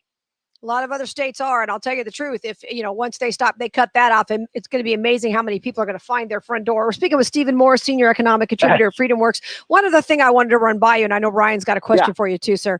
I like I said, I don't like to be a conspiracy theorist, but I'll tell you the truth. I believe government's trying to make sure that there are no private landlords anymore, because these people aren't entirely stupid in Washington, D.C. They understand the burden this puts on the small landlords. Do you see it my way, sir? Well, what do we want? I mean, let me put it like this. I mean, if we get rid of the small landlords, everybody's going to be living in public housing, right? Is that what we want? And by the way, look at public housing. Look at the condition of our public housing in America today. I mean, I grew up in Chicago. We had Cabrini Green. We had the Robert Taylor homes, which were those gigantic high rises where even the police wouldn't go into them. I mean, so we're doing a real disservice to American families by putting people in public housing rather than having people in jobs. And, look, there is dignity in working, and it's every study shows.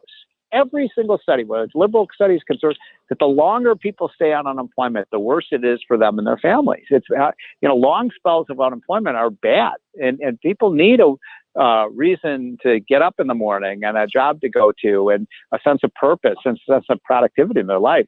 I mean, that's why most of us do have that drive. There are always some people who are lazy and just born lazy, but come on. I mean, why can't we? My point is, we're not doing any service even to the unemployed people. We're doing a disservice to them.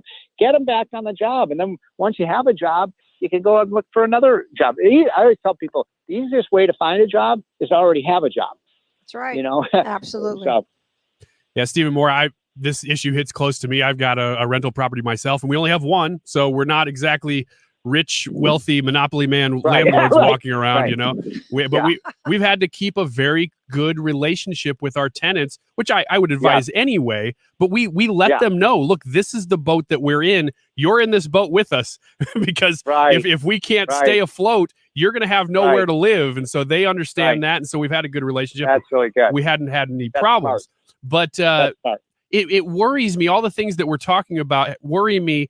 But also, I think you mentioned this in one of your articles, Stephen, that we're just undermining contracts. Like, what's the point of even having a contract between two private parties if the government is going to come along and say, nah, we're going to override all of your private contracts. They don't matter anymore. Exactly. So one of my lines in my piece was that, it would be like the government saying, hey, we have a solution to the hunger problem in America. We're just going to let people go into grocery stores and take whatever they want. They don't have to pay for it. That way nobody will be hungry. Well, they are doing that, aren't they? We're allowing that. Yeah. Okay. You can just go, if you're a low income person, you can go to 7-Eleven and just take whatever you want. Well, guess what happens? It's just like when people steal, right? Have you seen what's happening in inner cities where the Walmarts are moving out, the grocery stores are moving out, so that's really a big problem for the honest people who live in these neighborhoods, and now they don't have a hardware store. There's no grocery store. There's no McDonald's. There's no, Walmart, because they moved out, and then they have to go, 8 miles down the road to get to a grocery store. So, here's the thing. For every action, there's a reaction. And liberals don't understand that.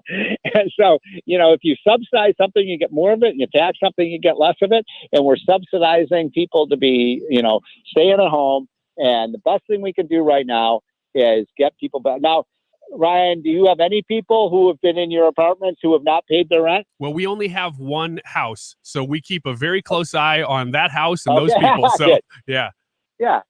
And you want to make sure, by the way, that, when you rent it out, that this is a person of good character, right? He's not going to, trash the place or not pay their rent, or, it's so important that you have people of good character, right? When you my gosh, yes. And, you do credit checks, but you just never know. You take a leap of faith and you hope for the best. Right. And there are some jurisdictions, by the way, I'm sure you've seen this. We're speaking with Stephen Moore, economist, of course, from FreedomWorks. I'm sure you've seen this. A lot of jurisdictions are trying to pass laws, Stephen, that require you to not be able to hide somebody's credit history. In other words, that they were thrown out of their last apartment for not paying. Right. That's crazy. Yeah. Because, that means that just raises everybody's rent, because it means since you can't tell who's going to pay the rent and who's not, then even the people, who diligently do pay the rent, don't get rewarded for it. And the people who are kind of the scofflaws, they're the ones who benefit from those policies. I mean, more information is always better than, and look, I believe if a person makes a mistake in their life, they have I believe in second chances, obviously, but you have to prove yourself, right? Exactly. I always tell my kids, if you make a mistake, if you fumble the football, I'll hand it off to you again, but you better stop fumbling the football, right? Yeah. Absolutely right. Stephen Moore, economist, that, you were mentioning that people can, listen, most people want to work. Some people don't. That's why the Bible says if a man doesn't work, he shouldn't eat, because God knows we're lazy. Right. That's how it is.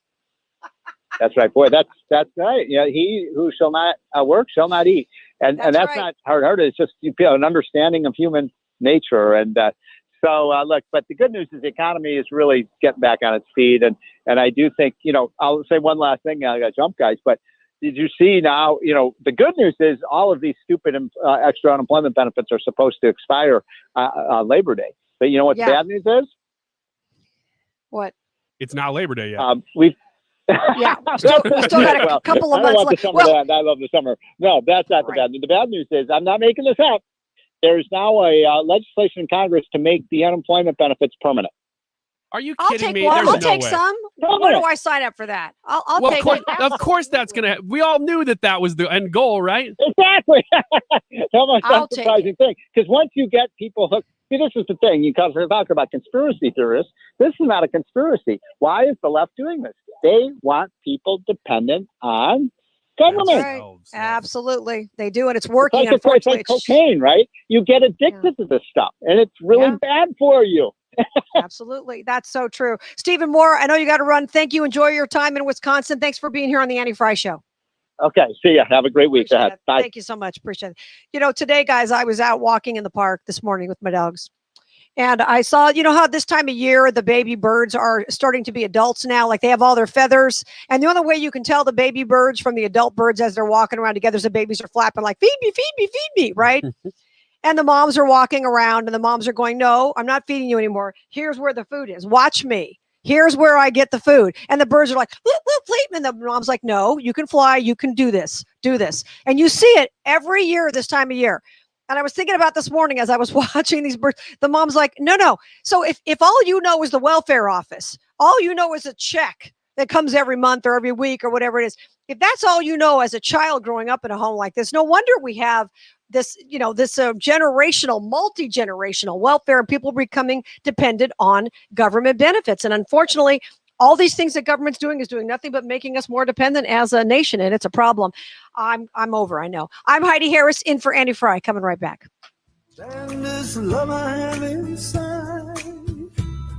The Annie Frey Show is streaming online. Watch us live on YouTube and subscribe. Hi, this is Lance Drury. If you have payroll tax problems, you have serious legal problems, you need an attorney. Call 314-260-6120 or toll free 888-367-6512 or visit LanceDruryLaw.com. Trying to finish that basement once and for all after a year of being shut down and looking at your house and wondering what corner of my house can be my solace? Where can I go to get some peace and quiet? Maybe you've thought about how to reconfigure the basement. Maybe you finally had some time this past year to clean out the basement so that you can get around to actually finishing that basement. Reach out to Lakeside Renovation and Design to maximize the profit. Have the experts do it. You've worked hard enough. You want the people who know what they're doing, who are the trusted name for full-scale remodels, transforming homes both inside and out, to come take care of this and make the magic happen. 636-978-5000. That's 636-978-5000. Call the very best, the people with the lifetime workmanship warranty on top of the manufacturer's warranty. It's Lakeside Renovation and Design. 636-978-5000. Call them today. Make sure you mention the Annie Frey Show when you do. You'll be glad you did. I promise. Lakeside Renovation and Design.com.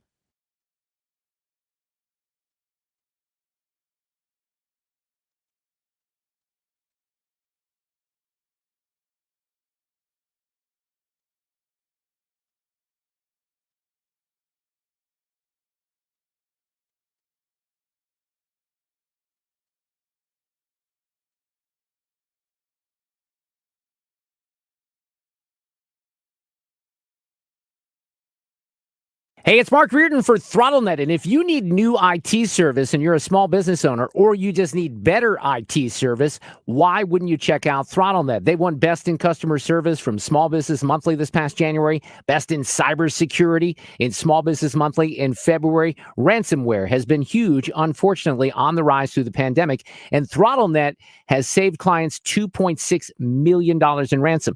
So they protect against ransomware by providing a tool set that provides cybersecurity training for employees, identifying and quarantining an infected machine from the network, and the equipment will recover in less than 24 hours. Take advantage of a great offer. The first 30 days with ThrottleNet are free. There's no onboarding fees. If you leave in the first 30 days, ThrottleNet will pay you $1,000 for your trouble. And after the first 30 days, no contracts, they're month to month. Check out ThrottleNet online. Use the 97.1 connection, throttlenet.com/971. Throttlenet.com/971. Get started today.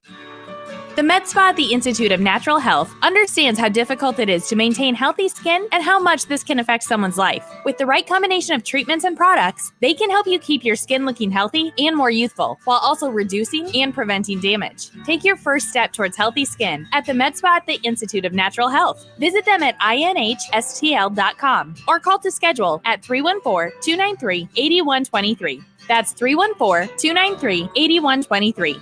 You've heard it before, and it's true. The easiest way to freshen up the look in your home or your business is with a new coat of paint. It's Mark Meredith for CertaPro Painters, and with CertaPro, it's even better. You don't have to do the work yourself. Each CertaPro Painters business is independently owned and operated. These are local painting crews in our area. They do business and residential, whether you need interior or exterior work. You can trust CertaPro to deliver top-notch results every time. That's why I've hired them time and time again. Your free estimate is just a couple of clicks away at CertaPro.com. That's Certa with a C. CertaPro Painters. Hi, this is Curtis Barks. I am the owner of Complete Auto Body and Repair, here to tell you about our touchless automotive service. If you're experiencing the constant struggles of having the kids home from school or just want more of that family time where you can listen to them teach you about what they do every day, we provide touchless automotive service, return the vehicle to you clean and ready to go in the comfort of your own home. Check us out online at CompleteAB.com for more information. If it's not perfect, it's not complete. Others can't compete with Complete Auto Body. Dad, and service. Oh yeah, and service. He fixes cars.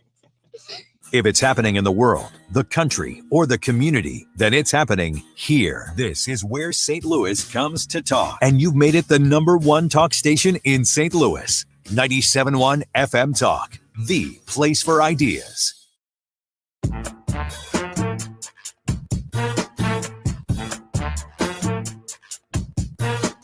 You're listening to The Annie Frey Show. I'm Heidi Harris in for Annie Frey. How you doing? Hope you're having a great afternoon. You guys ready for a booster? Who's ready? Jake, Ryan, anybody ready for a booster shot? Because they want to give you one now. So will this be the third then? I think so, but I'm trying to keep track, and then there was another story about how they didn't want to wait because it could take months to check out a new shot. I thought it was supposed to happen in years. We're supposed to find out whether or not a shot actually is effective, but no, months. It could take months. I'm confused. So we're conservatives. Are we happy that Trump did this fast? Are we upset that he did it fast because they didn't go through all their normal regulations? Okay, let me tell you something. Okay. I said the same thing about the vaccine when Trump was president. Now, you didn't know me then, No. but I did because I wasn't filling in for the great Annie Frey. But I can tell you, I wasn't taking this. I don't care who was in charge of the CDC or the White House or anything else, only because I was concerned at the rapidity, and I'm not a doctor, not telling anybody else what to do. I was concerned at this quote unquote warp speed, this whole idea. I understand Trump wanted to get it done. I get it. But I was very concerned about it. I don't know if you guys saw the story. There was a story in CNN, a CNN medical analyst. Her name is Leanna Wen. She said that life needs to be hard for people who are not vaccinated. Hard. Needs to be difficult. She said, what we really need to do at this point is make vaccinations the easy choice. It needs to be hard for people to remain unvaccinated. Right now, it's kind of the opposite. It's fine. It's easy if you're unvaccinated. You can do anything you want to do anyway. At some point, these mandates by workplaces, by schools, I think it will be important to say, hey, if you want to opt out, you have to sign these forms and get twice weekly testing. Basically, she says, we want to make getting vaccinated the easy choice. That's what it's going to take for us to actually end the pandemic. They've already done that. They've already started doing that. I guess they want to make it harder, but we've already talked about this a few times about, man, if you want to do certain things, you've got to prove that you've been vaccinated. Companies are doing it. Schools are starting to talk about doing it. I hope they're not, although we've gotten some good news in Illinois over the weekend. So we'll see how that goes. Well, tell me about that. Well, it seems as if the guidelines from and I don't know if I'm going to get the board right, the Illinois Public Board of Health or whatever, whoever's determining this, they put out some guidelines over the weekend, and it was, I think, aimed at teachers, although I don't think it just applies to teachers. My wife's a teacher, so we're watching this stuff pretty closely in Illinois. And apparently, they come out in the first couple paragraphs. This is by the way, this is called the Mark Cox rule. Mark Cox is on here 97.1 in the mornings, of course. He says you don't really know the truth of any article until you read paragraph 4 or 5. Well, that's true, because you get past the headline, you get past the spin, and then you get to the truth of the article. And that's exactly what this little press release was. You get down, it says all the things that Illinois has been saying for the last year and a half. And then in paragraph 4 or 5, it says, but if schools want to make their own rules and talk to their own county boards and their own city councils and things, that's perfectly fine. So it was like, oh, there's some light at the end of the tunnel there. A glimmer. And Yeah, some a local glimmer of autonomy, possibly. Yeah. Yeah, a glimmer, a little glimmer. Of course, the light at the end of the tunnel could be a train. You just don't know. That's right. But we'll take it. We'll take a glimmer of hope, right? That's kind of crazy. Anyway, back to this booster thing that Pfizer's doing. The CDC says not so fast. Pfizer said it's going to publish data about a third dose of vaccine and submit it to the FDA. The company specified it would seek FDA emergency use authorization for a booster dose in August. But in an unusual move, 2 top federal agencies says Americans who don't need boosters, they say they don't need boosters yet. And it was not up to companies alone to decide when they might be needed. Okay. Yes, it is. Hasn't it been up to the companies alone to decide that we need this and then try to scare you with the variant to make you go back in the house for the next year? Of course. Yes. So listen to this. I loved this op-ed. This was in World News Daily, which I don't read as often as I should. This is Jane Orient, MD, okay? Executive Director of the Association of American Physicians and Surgeons, okay? Great commentary. She said, those who are dying post-vaccine, where are the autopsies? Right. Because generally, if you are somebody who dies and you don't die under a doctor's care, like my father died of cancer, okay, so he didn't have to have an autopsy because he was on hospice, called them, they come take care of it, whatever, okay? Not trying to be maudlin here, but you get the point, because they knew he was dying and there's the paperwork you fill out and whatnot, okay? And you probably have dealt with that, people you've known and whatnot. But if you die and nobody knows why, and you're a healthy 45-year-old, generally there's going to be an autopsy, right? So this doctor's question is, she says, according to the VAERS, that's the Vaccine Adverse Events Reporting System, that the vaccine deaths have reached nearly 7,000. But listen to this. And I have a friend whose husband's been in the hospital for 9 weeks because of this. Paralyzed, blind, all because of the vaccine. And she hasn't even reported him to the VAERS system. But this doctor says, Dr. Orient said it's the best system we've got, even though it misses 90% or more of the actual events. Okay, so if you want to take this doctor, who, by the way, once again, the executive director of the American Association, let me get this right, Association of American Physicians and Surgeons, okay? She says that the VAERS system misses 90%. But she said, I've only seen reports of just one autopsy. She said the patient had 1 dose of Pfizer and died 4 weeks later. She said, although there were no characteristic features of COVID-19, almost all tissues tested positive on PCR, I'm not sure what that is, for SARS-CoV-2. And that's what it says. When I got my test result back that I had it said SARS-CoV, and then -2. That's what the official title of it is. She said a 45-year-old mother just died of heart issues and brain swelling shortly after getting the COVID shot required before she could begin her job at Johns Hopkins University. No autopsy. No autopsy. She said there'll be tears and flowers, but probably no autopsy and no pause in the shots demanded from mothers and potential mothers if they want to work at Johns Hopkins. She said, when my internal medicine training was back in the dark ages, but a patient who died without a medical history was a medical examiner case. Right. That's what they used to do. Where are the autopsies? She said with vaccines, if somebody dies and they had a vaccine, listen to this. You're supposed to write down the lot number so it would be possible to check the vaccine for contaminants. Any of this happening now? No. Interesting. I don't know. I'm really I'm torn on this issue, Heidi, and maybe you're not, but Trump even signed an executive order that would allow drugs to be pushed to market quicker at least if the patient was willing to sign a waiver to say, you know what, I understand the risks that this hasn't been through the full FDA testing and everything. Right. That's for like terminal patients, which I think is a good thing. If you need some kind of experimental thing, you think it might save your life. If you're a terminal patient, you have no options. Exactly. I think that's a good thing. So generally speaking, I like getting rid of red tape, but I also don't want to experiment on me, you know? So I don't know. I'm real torn on, because there's a lot of data on the vaccine that says it's effective and okay. And so you got to ask yourself, am I going to be safer with the vaccine? But then you hear all these stories. You go, well, would I be, especially for me, I've had it. So I have the antibodies. So I don't know why I'm even considering taking the vaccine, which I'm not. But if you've had COVID, I don't know why you would consider taking the vaccine when you have natural antibodies. I don't get to. We'll get to that. To your point, we'll get to that with the swimmer at the Olympics in a second. You're exactly right, Ryan. I don't understand it either. Once again, we're talking about this column in WorldNet Daily from Jane Orient, MD, Executive Director of the Association of American Physicians and Surgeons. Another thing that she mentioned, it's really important, Ryan. She said tens of thousands of patients died of COVID before a series of 12 autopsies done in Germany showed that most had blood clots and could not have been saved by forcing air into their lungs with a ventilator. Remember how we heard maybe 6 months into COVID that ventilators were sometimes killing people? I'm not a doctor, okay, folks? I'm not trying to be a doctor. But remember how we heard those stories about that wasn't always the way to do it, or putting them on their back wasn't as good as putting them on their stomach. Remember all those things that we heard? Yeah, vaguely. I do. Yeah. Well, anyway, the point is that I'm not, once again, not a doctor, but this is a great commentary because she said if there's a person who dies after a COVID jab, I would like to know whether there are spike proteins in the tissues and blood vessels, whether there was an immunological reaction that was damaging those tissues. If a mother loses a baby, I'd like to see a thorough examination of the placenta. Was the baby's oxygen or nutrition cut off because of damaged blood vessels? These are the things that she's asking about. These are the things we've heard about as possible concerns, yet nobody seems to be concerned about it. And she ends this column, and I'll post this up on, and I'll send it to you guys if you want to post it too.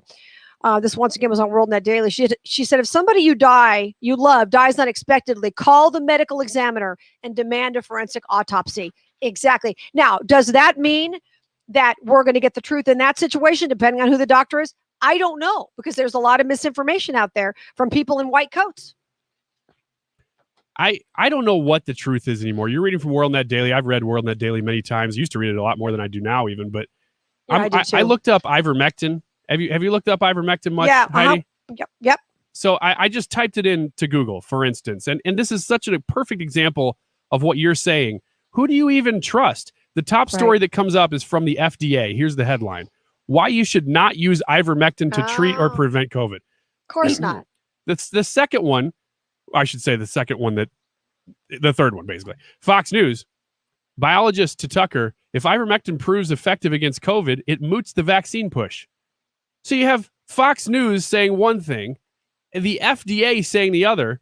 Right. I would love to be able to trust the FDA, but my trust of government agencies is at an all-time low. It cannot get much lower than it is.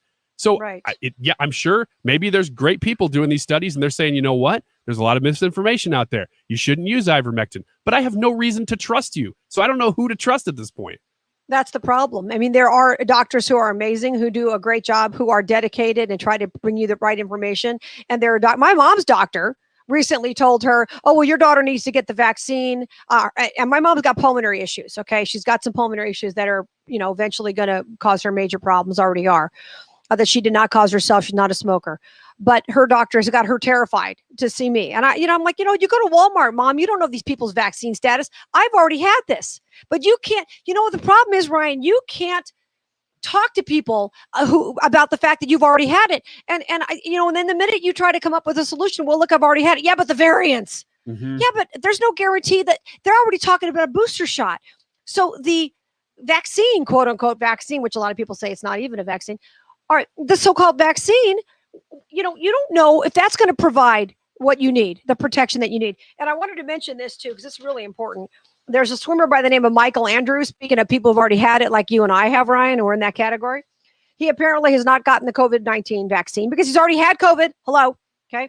But there's an article by Christine Brennan in the USA Today. I had not heard of her. I looked her up. She's like the medical writer or whatever for the USA Today. Okay. I put this on Twitter. Snarky, nasty, a little you of a human being. When I say you, I'm talking female sheep. Okay. You of a human being. So she said, I'm just going to read you the parts I highlighted. This is how nasty it is in USA Today. U.S. Olympic swimmer Michael Andrew couldn't be bothered to get the COVID-19 vaccine like some of his teammates. Okay. He didn't want it to interfere with his training, figuring it might cause him to miss a few days of practice. You know, side effects and all. Wow. This from this writer. Couldn't be bothered. He couldn't be bothered. Anyway, so this guy was just asking questions. He said, listen, I've already had COVID. And he said, just because everyone's heading in one direction, why do we have to follow that direction? Right. Exactly. Then this woman goes on to say, so sure, when everybody goes one way in swimming, go ahead and go the other way. When a life-saving vaccine becomes available, run away from that too, because it seems like the cool thing to do. I mean, she's just nasty, snarky, horrible. And you listen to these people and they're just so condescending and they're so nasty. Whatever happened to my body, my choice? What happened to that? Is that gone? Just curious. I'm willing to bet that they reveal that he had the natural immunity in about paragraph 4 or 5. I'm just taking a wild guess here. Now, where'd you get that guess from? Once they got past the spin, the Mark Cox rule kicks in. That's what it's Mark called. Mark Cox rule is exactly right in most cases. She didn't put that in this story, but I don't even know if he's had that testing. But, you know, once again, we're talking about this Olympic swimmer who has not been vaccinated. He said, as an athlete on the elite level, everything you do is very calculated and understood. For me in the training cycle leading up to the trials, especially, I didn't want to risk any days out. There were periods when you take a vaccine, you have to deal with some days out. Right. But she's just, he's a sitting duck. He's totally unprotected. He's a lone wolf. These are phrases that she's using in this column. She is just nasty, nasty, nasty. And the point is, once again, he's already had this. Why would he risk it? There's no reason. I mean, these writers are just, oh my gosh. What publication was that again? USA Today. USA Today, of course. You know, I read all these lefty ones. I know what the right-leaning ones are going to say. So I like to look at what the lefties are saying about these stories. But it's just dripping off of her, the nastiness. She's upset because he won't take the vaccine. So do me a favor. Stay 6 feet away from me if you're worried about it, sister. But what happened to my body, my choice? What happened to that? Trust the science. Trust the scientists. Trust any guy in a white coat who tells you to take the vaccine. But that one in a white coat is on YouTube, or probably not on YouTube anymore, telling you there might be some concerns. No, not that guy. Don't trust that guy. No, not that scientist. Definitely not. No, brother. Okay. Taking a quick break. Coming back. Conor McGregor had a fight over the weekend in Vegas. Glad I didn't pay for it. Didn't last long. And he's going to explain it, exactly what happened. We got a little audio there. It's quite interesting. That's coming up next. I'm Heidi Harrison for Annie Frey. You're listening to the Annie Frey Show live from the Air Comfort Service Heating and Cooling Studio. Air Comfort Service is proud to support Greater St. Louis Honor Flight. Sign your veteran up for their honor flight today at gslhonorflight.org. And for free HVAC estimates, visit aircomfortservice.com. There are a lot of other cash home buyers out there today, but only Homevestors will make you a fair, firm offer that won't change before closing. Others may make an offer on your house sight unseen, only to reduce it or add hidden fees when they do see the house. We make a personal visit first, so when we make you a cash offer, you can trust that it won't be lower. Servicing the St. Louis area for over 20 years and proud partners of the St. Louis Cardinals. For an all-cash offer on your house that you can count on, call 1-800-44-BUYER or go to homevestors.com. Each franchise office is independently owned and operated. If you are looking for a specialist that can help you with your dental care, who places implants for those interested in replacing missing teeth, Dr. Amrin at Foley Dental Group is that person. If you're looking for a new dentist, you just don't love the person you had before, or let's be honest, a lot of us put it off and we just need a dentist. You don't know who your dentist was, or you haven't gone in such a long time. You don't want to go back there. Choose Foley Dental Group, 618-288-9670, 618-288-9670. They're accepting new patients right now. Dr. Foley, Dr. Freeman, Dr. Amrin, Dr. Costin, all available to provide you excellent dental care, teeth whitening services, fillings, dental implants, crowns in one day. Plus, they have an amazing staff. It's the most fun group of people that you're ever going to meet in a dental office, committed to your health, your hygiene, and making sure that your experience is one that makes you look forward to the next time you come back. In Maryville, Illinois, FoleyDentalGroup.com is the website, 618-288-9670, FoleyDentalGroup.com. Have you been putting off life insurance for a while? With the long application process, medical exams, and blood tests, it's no wonder you put it off. It can seem so confusing, expensive, and time-consuming. But Ethos is a new kind of life insurance. Ethos is built with you in mind. Instead of a medical exam, you only have to answer a few health questions. Our application is 100% online and can be done in about 10 minutes. You might even get same-day coverage. At Ethos, we match you with the right policy and the right price for you from top-rated carriers, with no medical exams and no blood tests. Now you can spend less time sorting through confusing paperwork and more time with the loved ones you want to protect. Go to ethoslife.com today to apply in minutes. That's ethoslife.com. Ethos Technologies, Inc. operates in California as Ethos Life Insurance Services.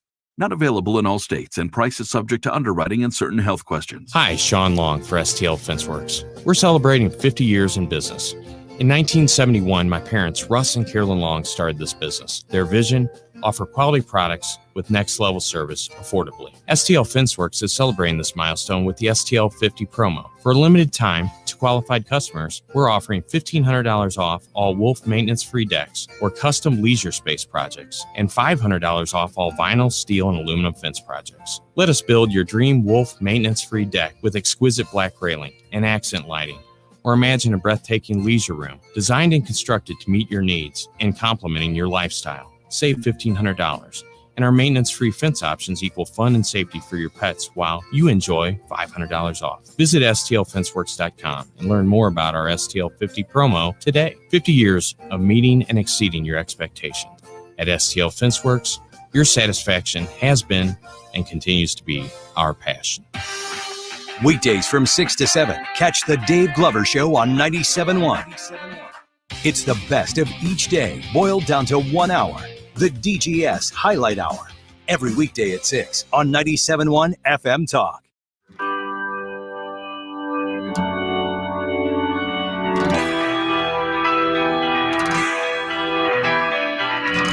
This is the Annie Frey Show.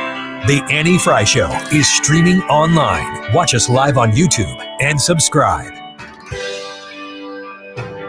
This is not over. If we have to take this episode with him, it's all elsewhere.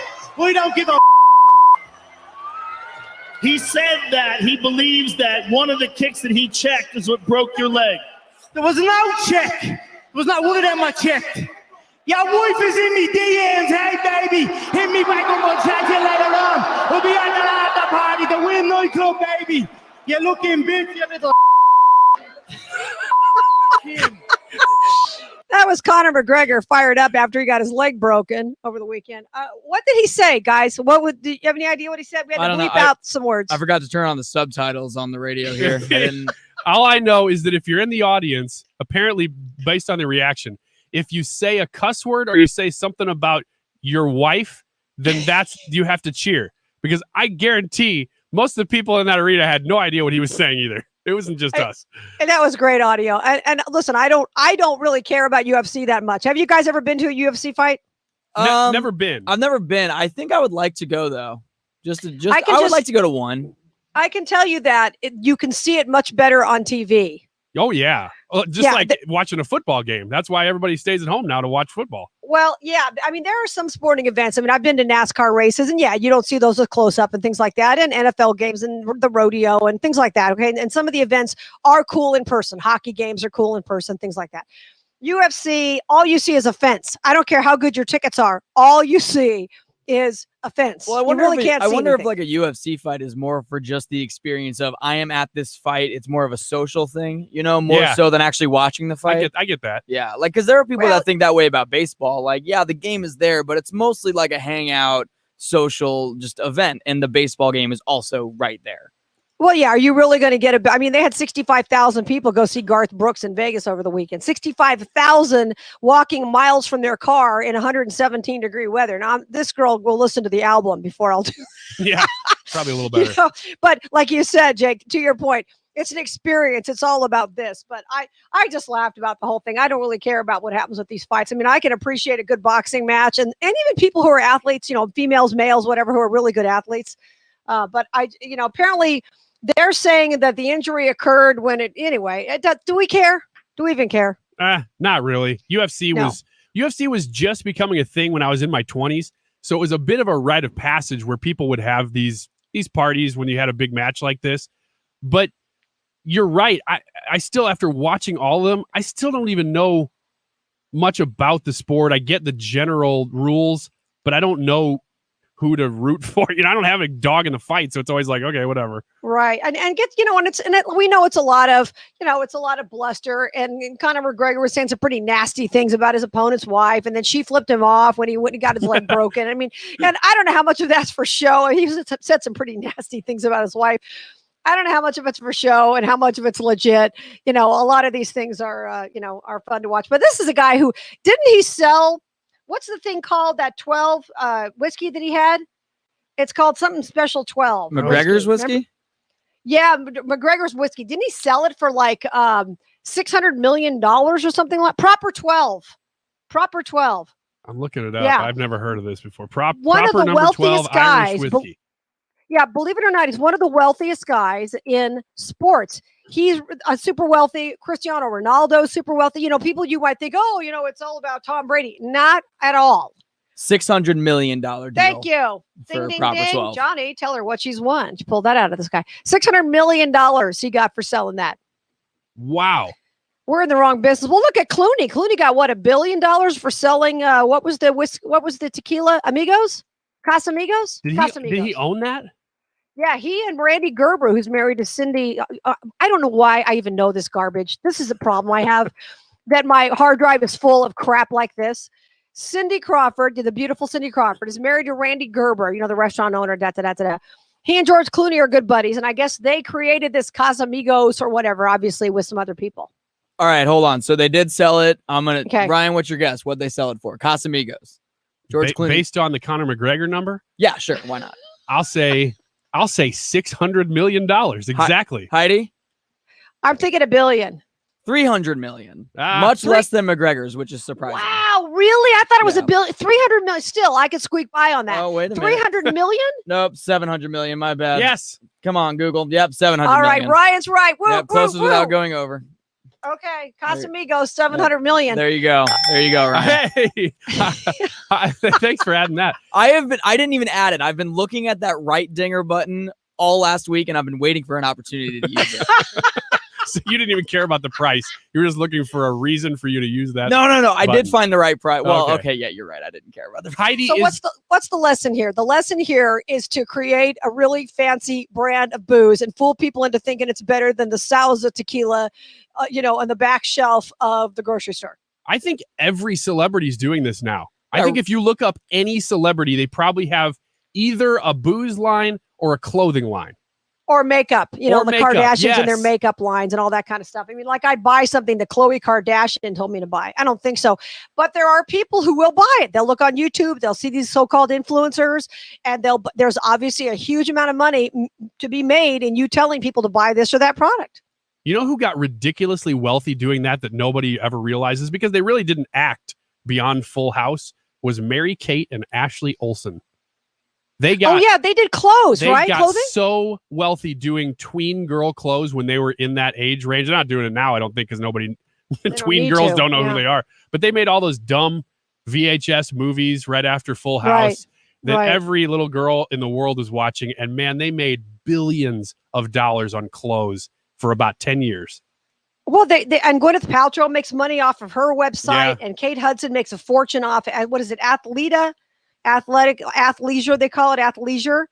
I mean, if you're, Jessica Simpson and her clothes and that kind of stuff and shoes and things like that she sells, I mean, there is a buck to be made if you find the right person to market. You take that name and you can find a good designer, because Jessica Simpson's not designing all this stuff. She's got designers who work for her and that kind of thing, that company. Same with Ivanka Trump. Ivanka Trump had very nice clothes prior to her dad becoming president. Yeah, and Trump had steaks and a university. He put his name on everything possible. Well, exactly. But Ivanka was in a truck. She had cute shoes and not reasonably priced dresses. I think it's Nordstrom and Macy's and places like that sold them. I'm sure they had the fancier ones, but she had quite a line of successful clothes going. And then the minute her dad became president, a lot of companies quit selling her clothes. I mean, that's like a political statement now. We're not going to sell Ivanka's clothes. I mean, really? Yeah, like it was. Was it a big brand though? Was it even? It was. Actually, it was. It was a big brand. And there's some other ones out there. Well, who owns the Honest Company? Who's that really pretty girl? Let me think of it. If I said it, you'd know it. She owns the Honest Company. Is it Jessica Alba? Thank you. Thank wow, you. Yes. What a guess. He beat me Good to the for Googles. you. Yeah, she's beautiful, and she has that company that makes a lot of money. So we're in the wrong line of work. That's the upshot today, here, folks. Hey, we've got a big enough name. Heidi Harris is known all over at least one state, if not two now. So let's put you on a tequila and then do like the Kardashians did and say that people are protesting because you're culturally appropriating tequila, and then we'll get some extra news out of it. I like that. Well, tequila is one of those things. I'm not a big tequila drinker, but junk tequila is completely different than good tequila. Can we all agree? I'll agree because I don't know any better. Don't do if you do the salsa, you want to kill yourself, especially the next morning. But if you're drinking the better stuff, that's one of those alcohols where there is a big difference too. I'm not a whiskey drinker, so I can't really address that. I don't know about Conor McGregor's $600 million whiskey, but hey, we're in the wrong business. That I know for sure. Coming up, Jim Carafano, who is not in the wrong business, is going to be joining us. He's a national security and foreign policy expert at Heritage. Lots to talk about with him, including Cuba and that kind of stuff. I'm Heidi Harris, in for Annie Frey.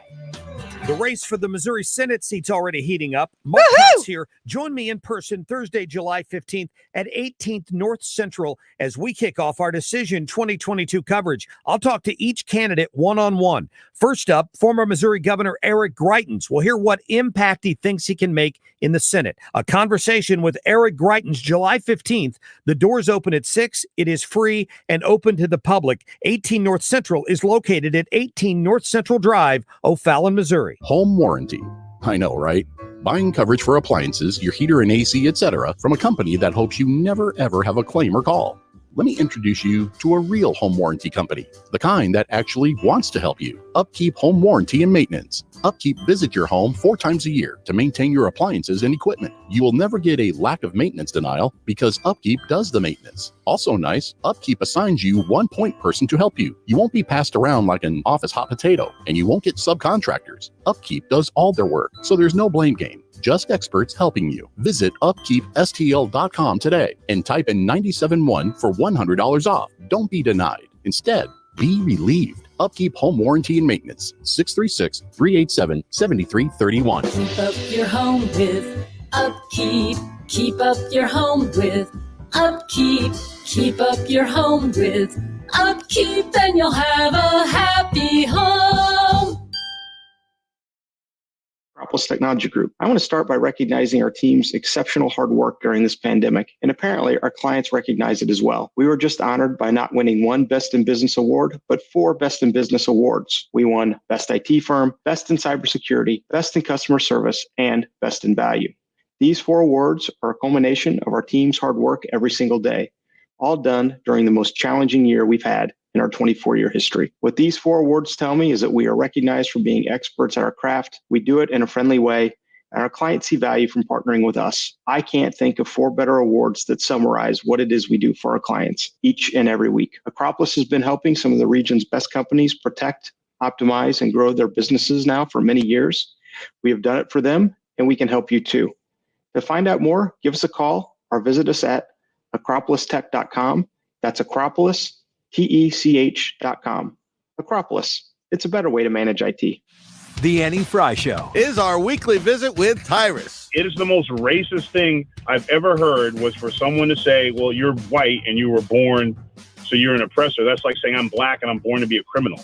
That is literally the worst thing, that you're just telling a person no matter what you do, you are what the color of your skin tells you are. And that literally goes back to a Jim Crow way of thinking. People do that, then blame the country for their own problems. Weekdays from noon to 3. The Annie Frey Show. KFTK FM Florissant. Driven by the Bomarito Automotive Group. 97.1 FM Talk. An Odyssey station.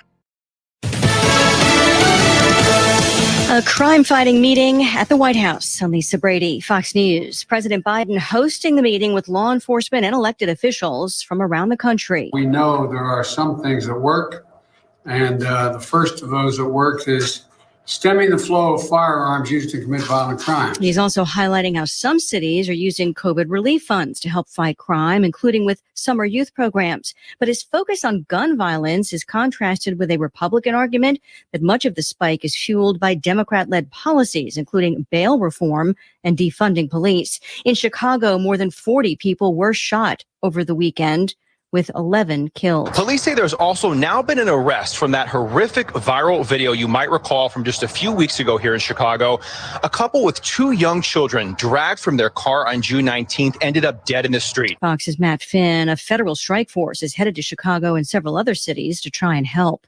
The Cuban people winning support from the White House amid protests against Cuba's communist regime. President Biden says the U.S. stands with the people of Cuba in protest, he says, are a clarion call for freedom and relief. We call on the government of Cuba to refrain from violence or attempts to silence the voice of the people of Cuba.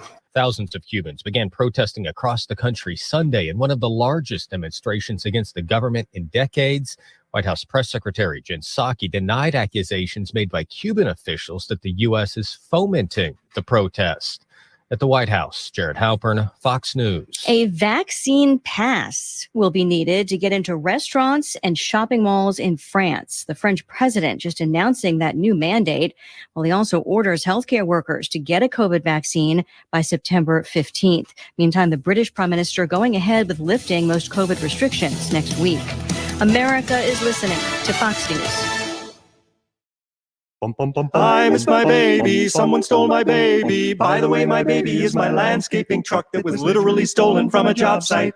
Baby, won't you please come home? Owning a small business isn't always as lovely as it sounds, but with 30-plus customizable coverage options, Progressive Commercial keeps your business humming along. Get a quote in as little as 6 minutes at progressivecommercial.com. I love my sweetheart. By the way, that's my riding lawnmower.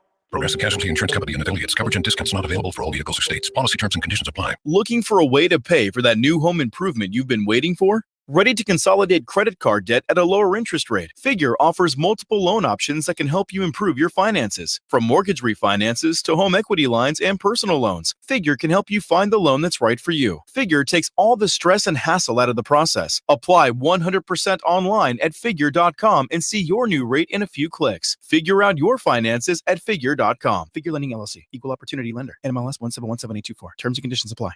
Air Comfort Service Heating and Cooling Weather with Chief Meteorologist Dave Murray. Still dealing with a very unsettled weather pattern with a mix of clouds and sunshine this afternoon. Scattered showers and thunderstorms will be around, kind of off and on, not raining all afternoon. But it's kind of cool for July. Tonight, partly cloudy skies, 65. Tuesday, partly sunny, nothing more than a spot rain shower. Tuesday, primarily a dry day, 84 degrees. Wednesday, sunny and 92. This is 97.1 FM Talk Chief Meteorologist Dave Murray. I got one thing you're not going to have to overthink this summer. Food. Daily Harvest delivers delicious food, all built on organic fruits and vegetables, right to your front door. Get started today at dailyharvest.com/radio.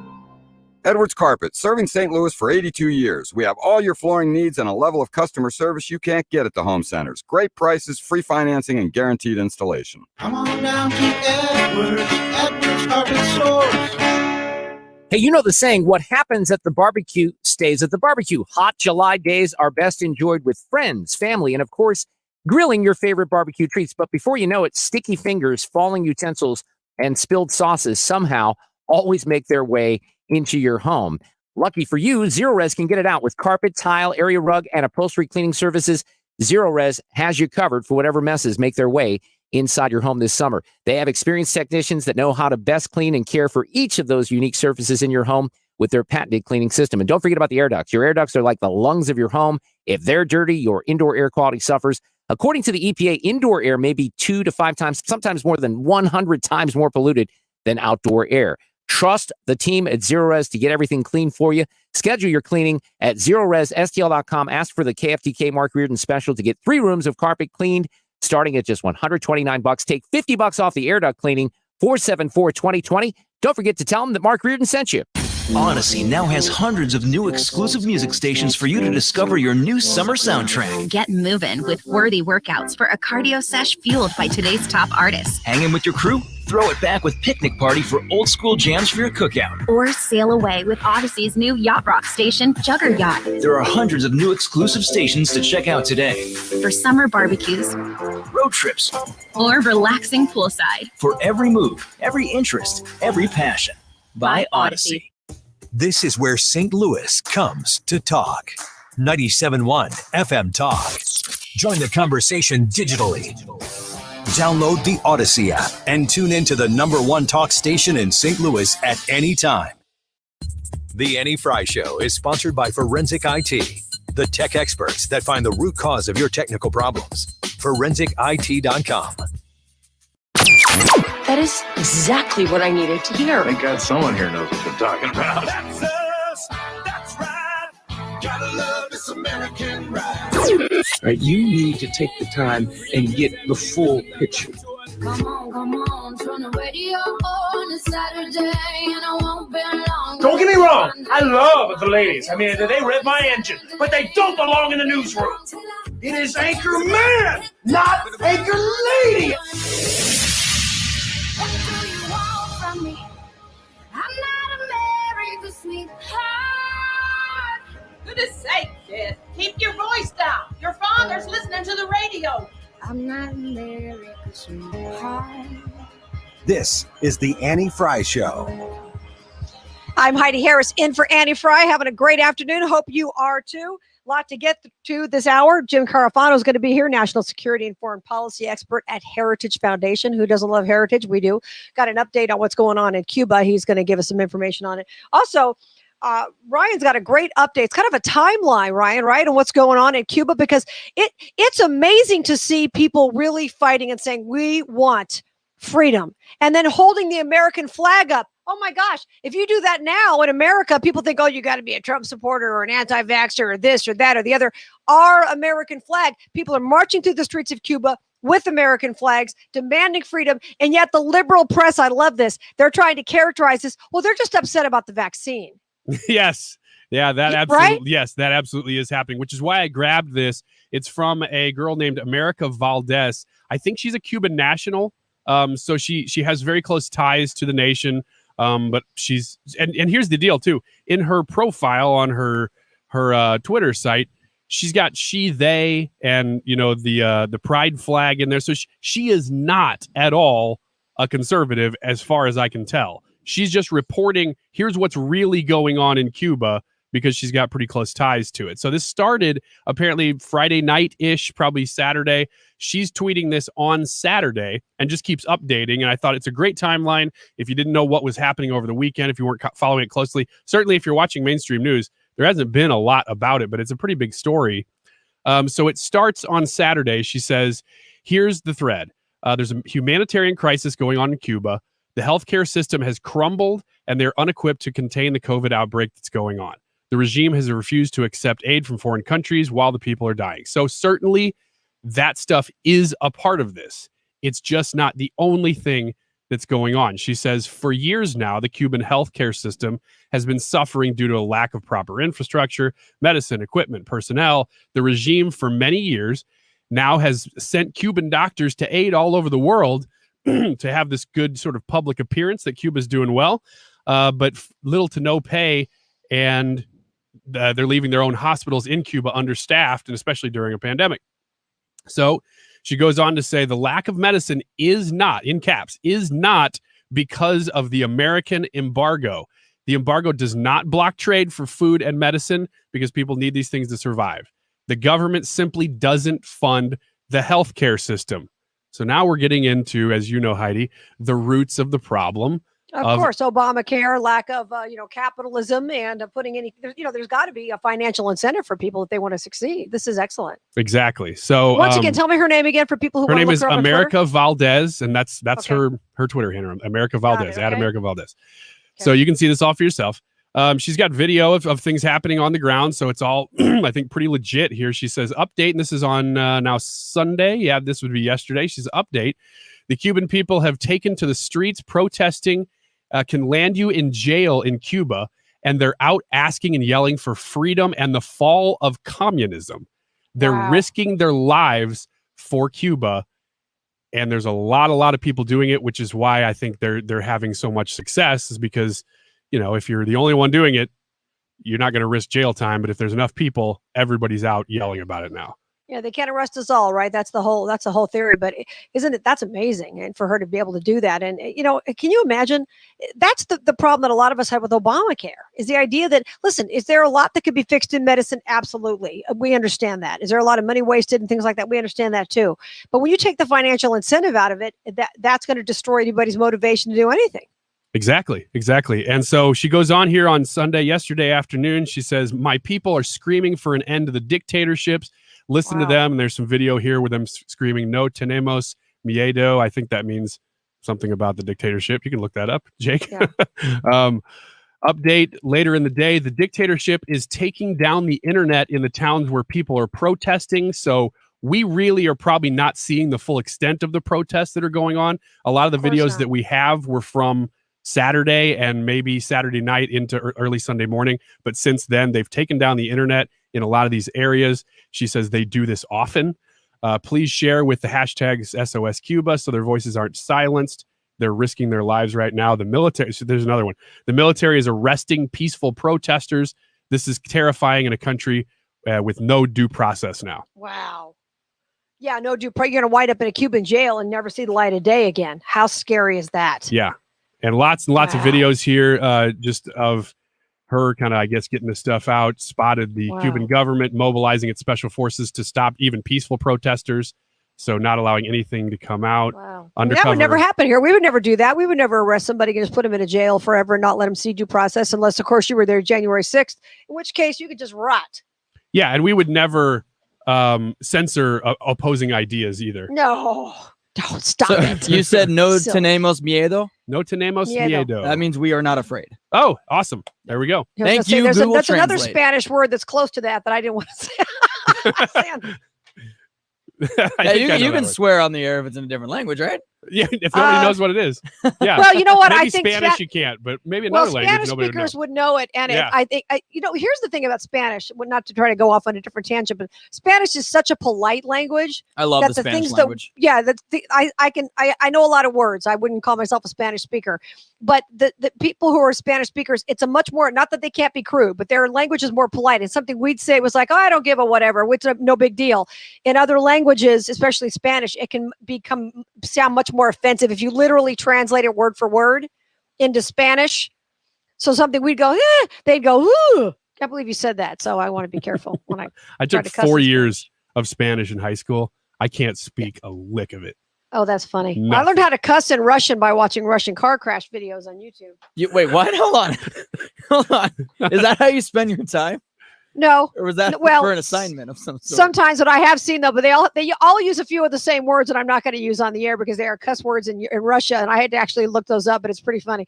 People are very universal in the way they respond to things. Yeah, that's true. Anyway, so back to America. Her name is America Valdez. Yeah, America Valdez. There's not a whole lot more updates because, like she said, they're shutting things down, so you can't get as much out of there. I think she's got pretty close ties to people, so she's still getting some of these things. But she says, let's see, undercover agents from the Cuban regime are harassing and brutalizing protesters. So they're really cracking down. The Cuban people have no weapons, by the way, she says. Only government officials do. But yeah. Joe Biden says, well, you got to have F-15s or nuclear weapons. Well, until this starts happening, then you think the Cuban people would be intimidated as much if they were walking around with the weapons that we have? I don't think so. She goes on to say the government will probably mobilize the men in line for the mandatory military service soon. So like the draft, the automatic draft, they have no choice but to oblige. They're trying to send out young men to fight against their own families, their own people. This is, if it continues, we are definitely talking about pretty big civil war happening in Cuba. That's terrifying. Ted Cruz has been tweeting. He said, across the globe, there's no more ubiquitous symbol for freedom than the American flag. And he's got a picture there of people in Hong Kong in 2019 with the American flag and Cuba 2021 with the American flag. Because the American flag, we all know, symbolizes freedom. We're not perfect. We all know that. Okay, as a nation, we're not perfect because human beings aren't perfect. But America and the flag is a symbol of freedom around the world. That's why we have to beat people off our doors to try to get into this country. Because whether the leftists in this country think it's the freedom symbol or not, we know that's the truth. And I see you've got one right there in your studio, Ryan. Yeah, we've got one here. And I love seeing it, man. You're not seeing as much in Hong Kong, but up until just recently, the American flag was the symbol of protest in Hong Kong. Just real quick, too, here's another one from America Valdez. She says, she posts this video. So this is kind of the propaganda that the Cuban government will allow to come out. She's got this video, and I don't know if this is made now or if it was made months ago. There's no way to tell, but the video was posted recently of, just some Cuban kids, probably late 20s-ish in that age range, in the 20s, just partying and talking about how great Cuba is, and everybody's fine. They're in hot tubs and stuff.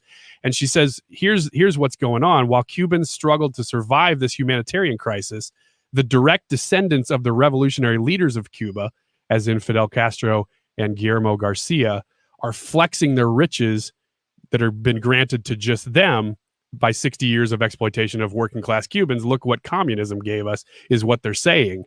Right. And yet the reality on the ground is completely different. Exactly. Although I do have to laugh. There's something I've seen on Twitter. Somebody posted it up about how a bunch of people have surrounded the National Capitol building in Havana, citing freedom, freedom, libertad, libertad. But about half of them were in masks. I'm just asking. I'm not trying to be sarcastic here, but you're not in freedom if you're wearing a mask. Just saying. You know what, though? They probably don't know who to trust either, because if they're getting all their information from their government, right, and their government may be, who knows? Their government may be telling them to wear masks because there are no vaccines, and they see America doing it, and they think, well, America has better information than we do, so let's do what they do. Yeah, no vaccines in Cuba. They're going to outlive us all. I tell you what, I'm not trying to be a conspiracy theorist, but I am very concerned about how things are going to look in 5 or 10 years with all these vaccines. And people don't know what they're getting. They have no idea what they're getting at all. We really don't know what's in these vaccines, what the long-term effect is going to be. I know a lot of people who've had it and they're fine. They're saying, I'm fine now. I feel fine. Hurt for a day or two. I felt a little, achy, but I'm good. Okay. I hope you're fine forever, but we don't know. We don't know. I saw some doctor online who was saying everybody's going to be dead in 2 years. I'm nuts. I don't know that that's true. I mean, let's get crazy here. Let's not get crazy, I was going to say. But we don't know what it's going to look like in 5 or 10 years. And maybe these people who are not getting the vaccine are going to be the only ones. It's going to be like an episode of The Walking Dead. The only people still alive are going to be the ones who didn't get the vaccine.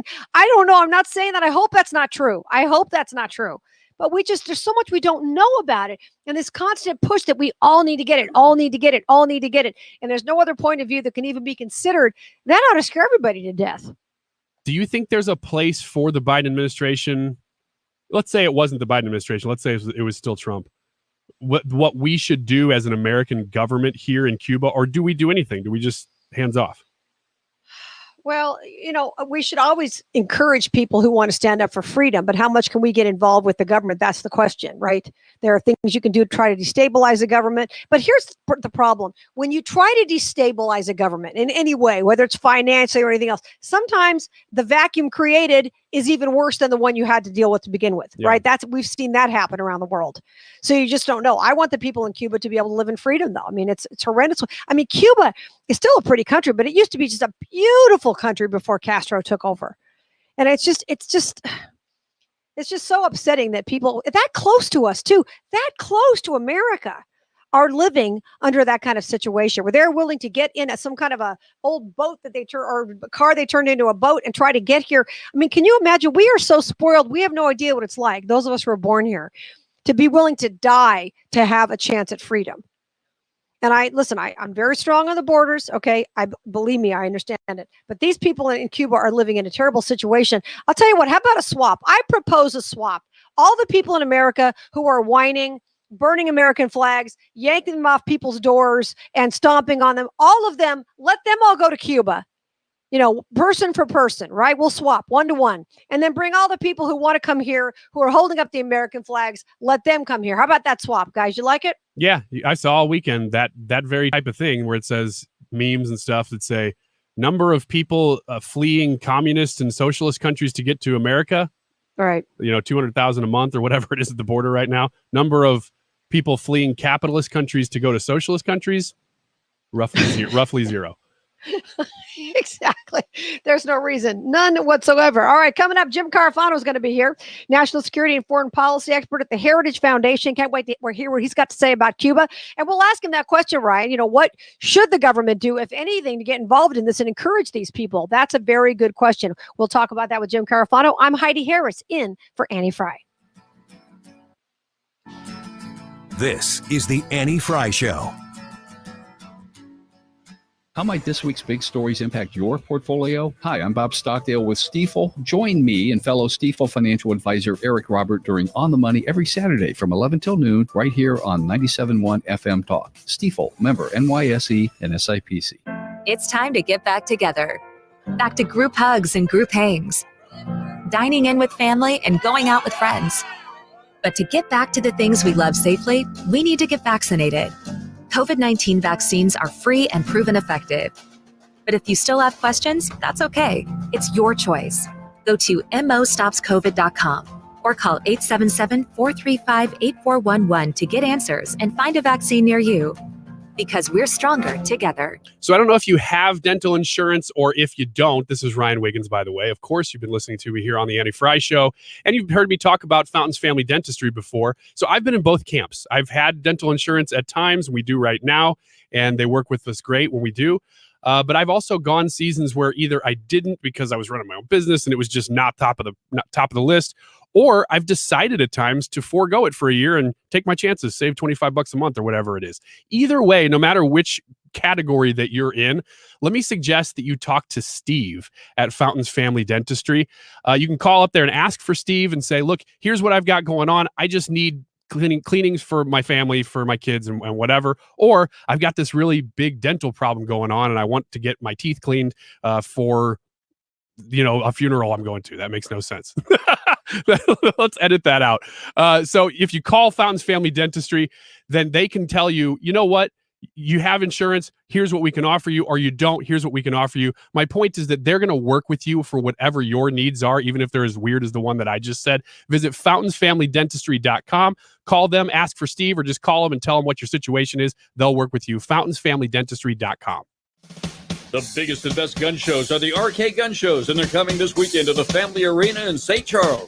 This weekend, RK Gun Shows rolls into town with the best selection of guns, knives, hunting rifles, scopes, clips, shotguns, and accessories you've ever seen in one place. Bring your whole family, rain or shine. We have everything for the lovers of the right to bear arms. It's Saturday from 9 to 5 and Sunday from 9 to 3 at the Family Arena in St. Charles. RK Gun Shows, proud supporters of the Second Amendment. Warm weather's a great time to train a new puppy. Mark Cox here from my friends at Petland in Lake St. Louis. They've got the puppies. If you've had a hard time finding one, go to petlandstl.com or just pay them a visit. 6131 Ronald Reagan Drive out in Lake St. Louis. Puppies have been hard to come by, but the owners, Tom and Jeff, have amazing relationships. They can offer the best selection of puppies in Missouri. Again, 636-695-4503, petlandstl.com. Is your home, business, or church looking tired, chalky, or in need of curb appeal? Go Rhino. Tired of painting year after year? Go Rhino. Our unique 3M ceramic technology is perfect for brick, stucco, aluminum, steel, color lock masonite, and more. It's backed by our 25-year transferable warranty to not chip, crack, or peel. Great if you're staying, and even better if you're selling. Our ceramic coating allows you to maintain all of your architectural features. The decision to do vinyl will leave your home looking like a plastic moldy box. With Rhino Shield, in 15 years, your home will still have that, wow, it looks like you just got it painted. We've done large condo complexes, parking garages, pole barns, and commercial strip malls. We coat sloped and flat roofs to extend their lives too. Evaluations are free. 877-25-RHINO or 877-25rhino.com. See what we did there? Genius. Tell them, ladies. Don't paint, don't Rhino, go Rhino Shield. Never paint your house again. Rhino Shield. If you own a house and want to sell it fast at a fair price, Chris Buys Homes in St. Louis can pay you cash and close in as little as 5 days. Chris Buys Homes in St. Louis is your most trusted home buyer. We buy houses in any condition, any price range, and in any location in the St. Louis metro. Call 314-782-5000. Chris Buys Homes in St. Louis buys inherited houses, divorce houses, behind in payment houses, and even those my tenant won't pay me the rent houses. Do you own a house that is trashed and needs thousands of dollars in repairs? Call Chris Buys Homes in St. Louis today. Vacant houses, abandoned houses, condemned houses, and foreclosure houses. If you own a house and want to sell it fast, get a cash offer in just 7 minutes. Call Chris Buys Homes in St. Louis at 314-782-5000.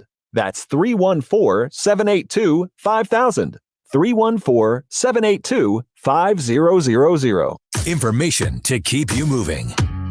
Dependable traffic mornings and afternoons with Sue Thomas. Driven by Ambassador Midwest Floor Company, the best way to deal with in-home traffic. Experience more at Ambassador Midwest Floor.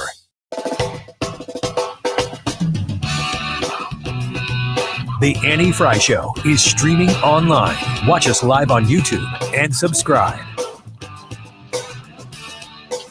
I'm Heidi Harris in for Annie Frey. A lot of craziness going on in Cuba. Isn't it nice to see people who actually want freedom and actually raise the American flag as a symbol of freedom? Isn't that nice? It's driving the left crazy. I mean, I've actually seen people on the left who try to characterize everything going on. Well, they're just upset because they can't get the vaccine. Well, they're just upset because of the medical care. Well, those things are probably part of it, I'm sure. But these are all a result of the fact that these people are living under a horrible dictatorship and have for a very long time. Jim Carafano's here from the Heritage Foundation, National Security and Foreign Policy Expert. How are you, sir? It is an awesome day, particularly from Havana, and you love freedom. It's not a bad day to be alive. Yeah, it's an awesome day, isn't it? When you see the American flag being hoisted as a symbol of freedom once again, instead of people coming to America and holding up other flags from other countries. It's amazing to see these people coming out in Cuba. Well, it's interesting because it's not just Cuba, it's Venezuela, Iran, right. and in many places around the world where people live in what are undisputably authoritarian regimes. It is really interesting, one, that I don't know where they find these flags, but two, that they think that the way you demonstrate what you are for, that you want to be free from an authoritarian regime, is to raise a foreign flag that has never flown over your roof, and the American flag. And when you contrast that with the dialogue of anti-racism and critical race theory, which inherently argues that these institutions and these symbols and holidays are racist and evil, well, not only do the majority of Americans not believe that, but freedom-loving people around the world don't believe that. And which really reminds you that, one, this is really a manufactured hate of America. And the other thing is remember, this is one of the most long-standing socialist systems in the world, and certainly the longest standing in the Western Hemisphere.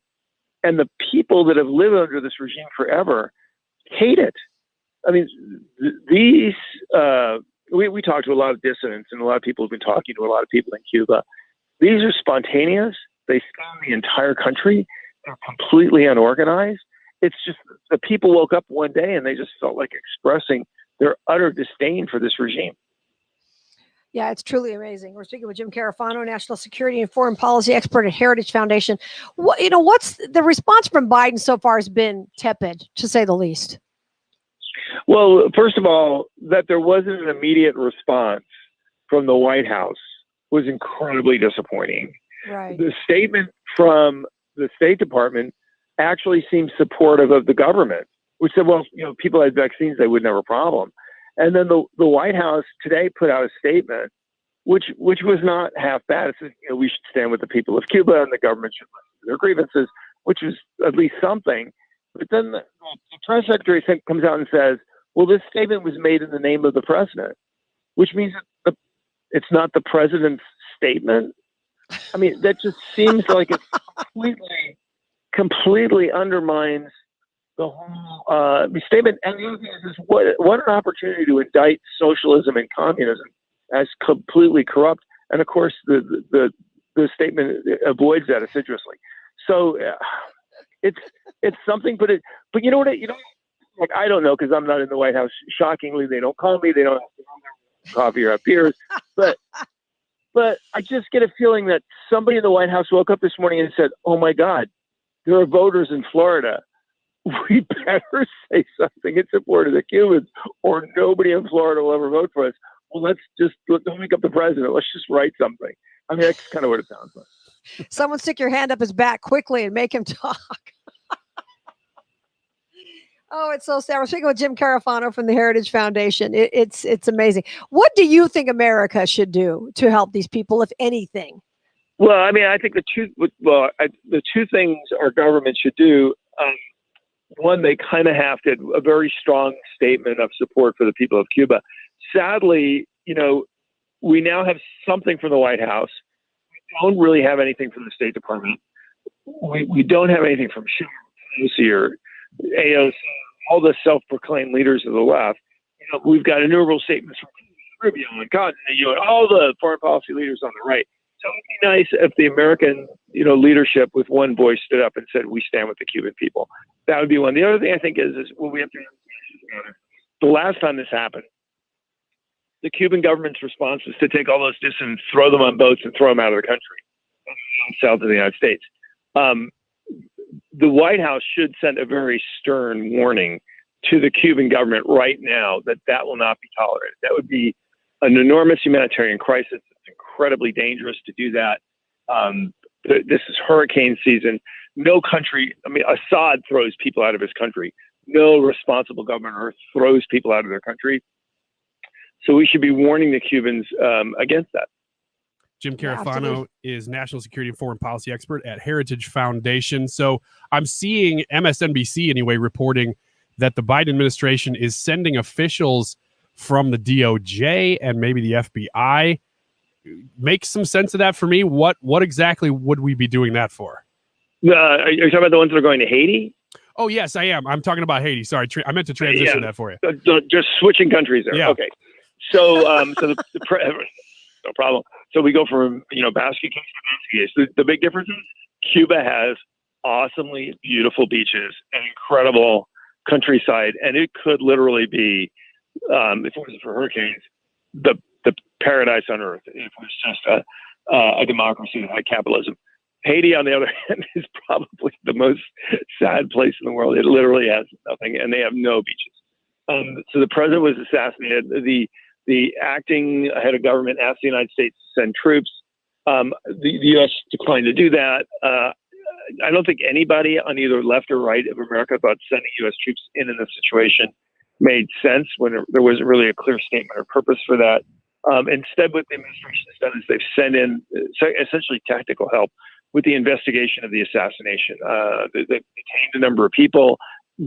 I can't imagine that the Haitian law enforcement is really adequate to investigating this in a professional, nonpartisan way. So they're doing that, and I think gathering more information, which I don't think anybody wants the United States to jump into Haiti with both feet. So, the administration's, this is a very risk-averse administration, and they probably took the most risk-averse step. And in this situation, nobody's really prodding them to do more.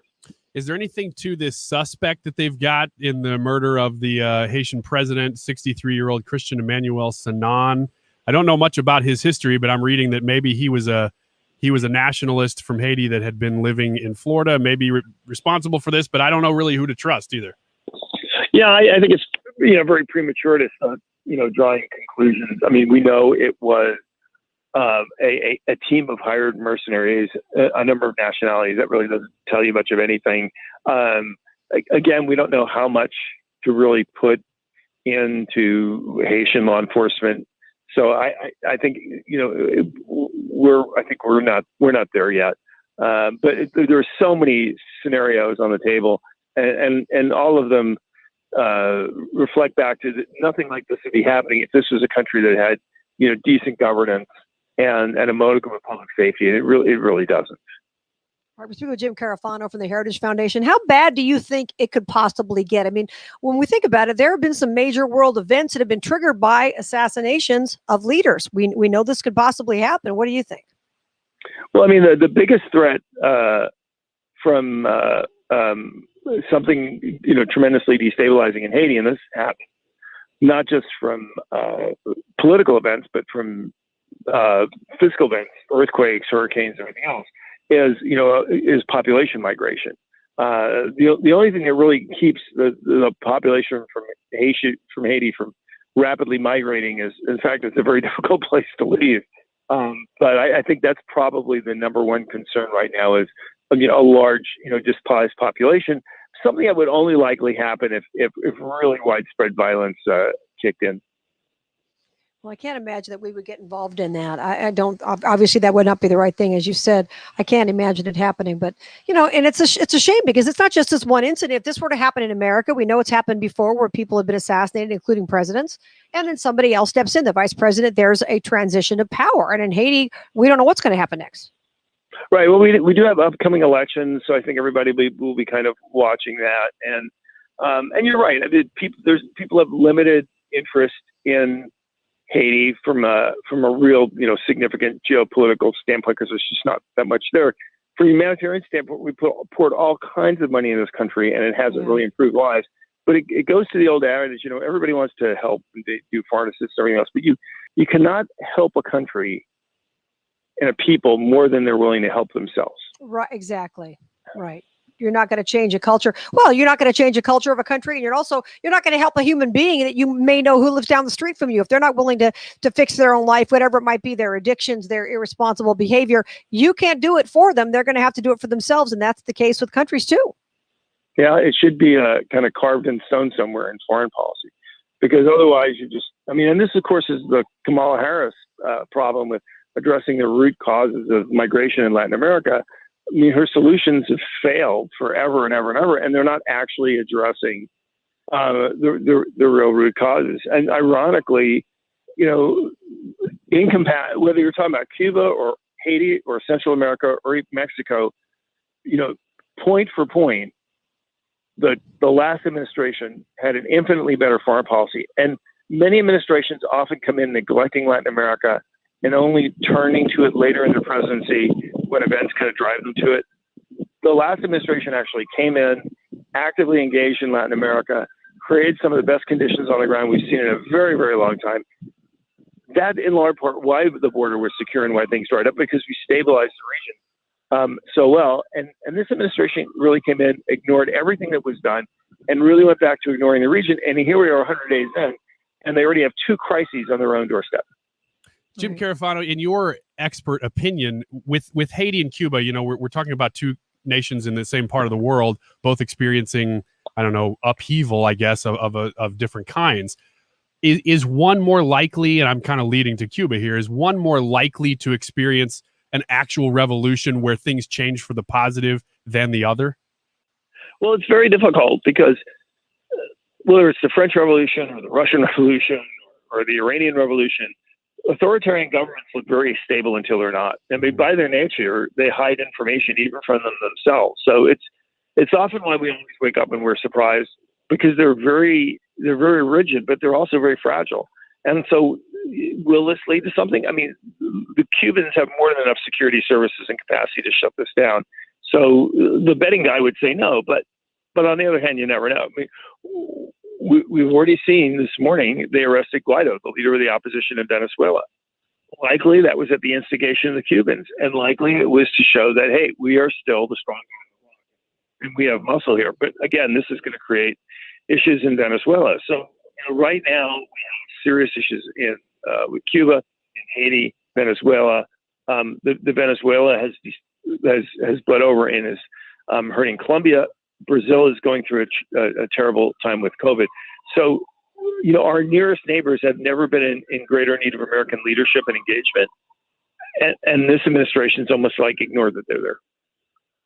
I was just going to say, I'm sure glad, Jim Carafano from Heritage Foundation, that we have strong leadership in place, because all these nations are relying on us to actually have that.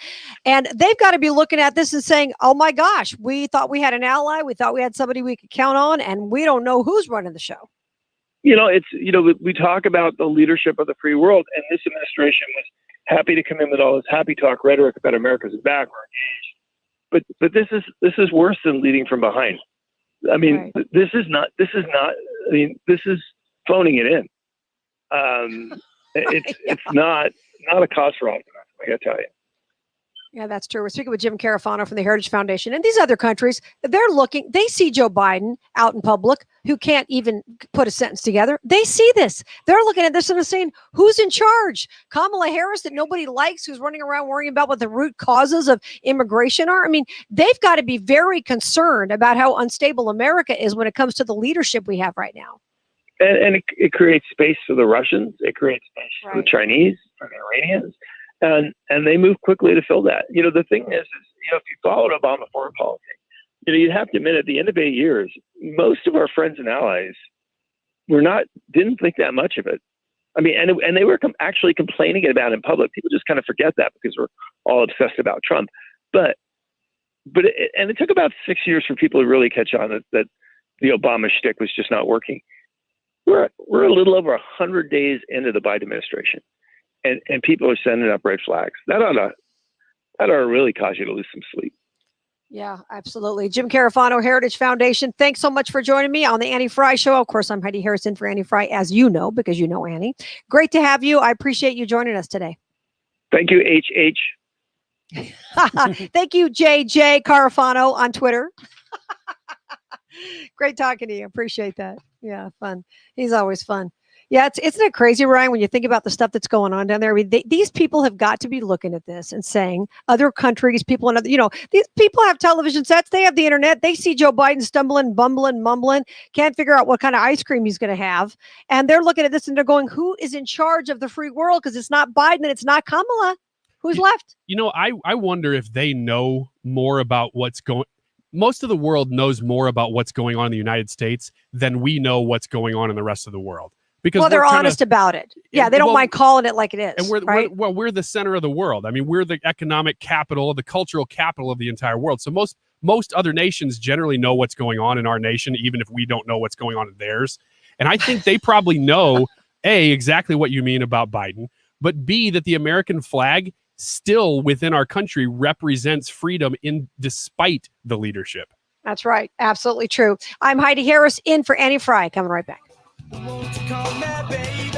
This is the Annie Frey Show. Hi, this is Lance Drury with the Lance Drury Law Firm here in St. Louis. I've been warning our clients that IRS employees are back at work since mid-July, and their collection efforts have ramped up. Well, sure enough, it looks like it's happening. So if you have unfiled tax returns, wage levies, bank levies, or tax liens, now's the time to call the Lance Drury Law Firm before the IRS calls you. Tax resolution plans are based off your current income. So if your current income is less than normal due to the COVID-19 pandemic, this is precisely the time for the Lance Drury Law Firm to help you. Your consultation is free, so don't put it off. The Lance Drury Law Firm focuses solely on tax resolution law. It's all we do. And if you have IRS problems, you have legal problems. Let us use our tax law resolution experience to guide you and work on your custom resolution plan. Call now. It's free and confidential. Call me, Lance Drury, at 314-260-6120 or go to Lance, DRURY law.com. The choice of a lawyer is an important decision and should not be based solely upon advertisements. If you're looking for a new dentist for you and your family, check out what New Creation Dental Care can do for you, now in 2 locations in Lake St. Louis. Dr. Matt Boscia and Dr. Jennifer Allen make New Creation Dental Care a one-stop solution for all your dental needs, from the basics like cleanings and fillings to the complicated like orthodontics and implants. They also offer services like sleep apnea treatment, a membership program that gives individuals and families that don't have dental insurance some coverage and peace of mind that they're okay if they have a dental issue. They also offer fast braces. Fast braces are cheaper, more comfortable, and of course much faster than traditional braces, with most cases taking a matter of weeks, not years, before you have a perfect smile. Also, you're not a number at New Creation Dental Care. It's not corporate dentistry. Dr. Boscia and Dr. Allen have personal relationships with their patients and always put your needs and comfort above all else. Learn more about fast braces, their amazing implant technology, and all the other great services they offer at New Creation Dental Care by going to newcreationdentalcare.com. Diamonds Direct takes value to a whole new level with a spectacular summer store-wide sale. Get ready, it's July 21st through the 25th. 5 days of extra savings. 20% off Diamonds Direct's already unbeatable prices. A multi-million-dollar selection of rings, earrings, bands, and bracelets. Virtually everything's on sale. Plus, top jewelry designers are flying in with all new collections. The buying opportunity of the year. Extra savings store-wide. Mark your calendar. July 21st through 25th only. And only at Diamonds Direct. Olive in 270 at City Place. Have you been putting off life insurance for a while? With the long application process, medical exams, and blood tests, it's no wonder you put it off. It can seem so confusing, expensive, and time-consuming. But Ethos is a new kind of life insurance. Ethos is built with you in mind. Instead of a medical exam, you only have to answer a few health questions. Our application is 100% online and can be done in about 10 minutes. You might even get same-day coverage. At Ethos, we match you with the right policy and the right price for you from top-rated carriers, with no medical exams and no blood tests. Now you can spend less time sorting through confusing paperwork and more time with the loved ones you want to protect. Go to ethoslife.com today to apply in minutes. That's ethoslife.com. Ethos Technologies, Inc. operates in California as Ethos Life Insurance Services. Not available in all states, and prices subject to underwriting and certain health questions. Have you always dreamed of a lush green lawn? Get that beautiful curb appeal without the hassle by calling Professional Irrigation Systems. They'll install your new automatic lawn sprinkler system and give you a variety of options and warranties. Don't spend half your day lugging a hose around watering your lawn. Let Professional Irrigation Systems do the work for you. They offer spring activations, backflow testing, mid-season tune-ups, and winterization. Call the pros that have been in business for 20 years. Professional Irrigation Systems. Online at proirrigation.com. The Mark Cox Morning Show. Jesse Waters, the host of The Five on Fox News. I know you guys have a wacky DA over there, too, and you guys have a crazy congresswoman. I don't know. St. Louis, God bless you. You guys need a lot of help. Weekday mornings 5 to 9.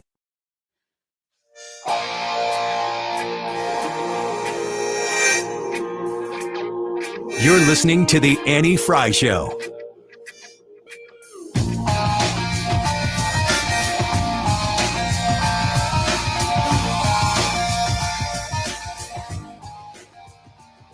I'm Heidi Harris in for Annie Frey as we head to the afternoon. Good to have you guys here. Of course, we're in the middle of the afternoon. Glad to have Ryan here and Jake.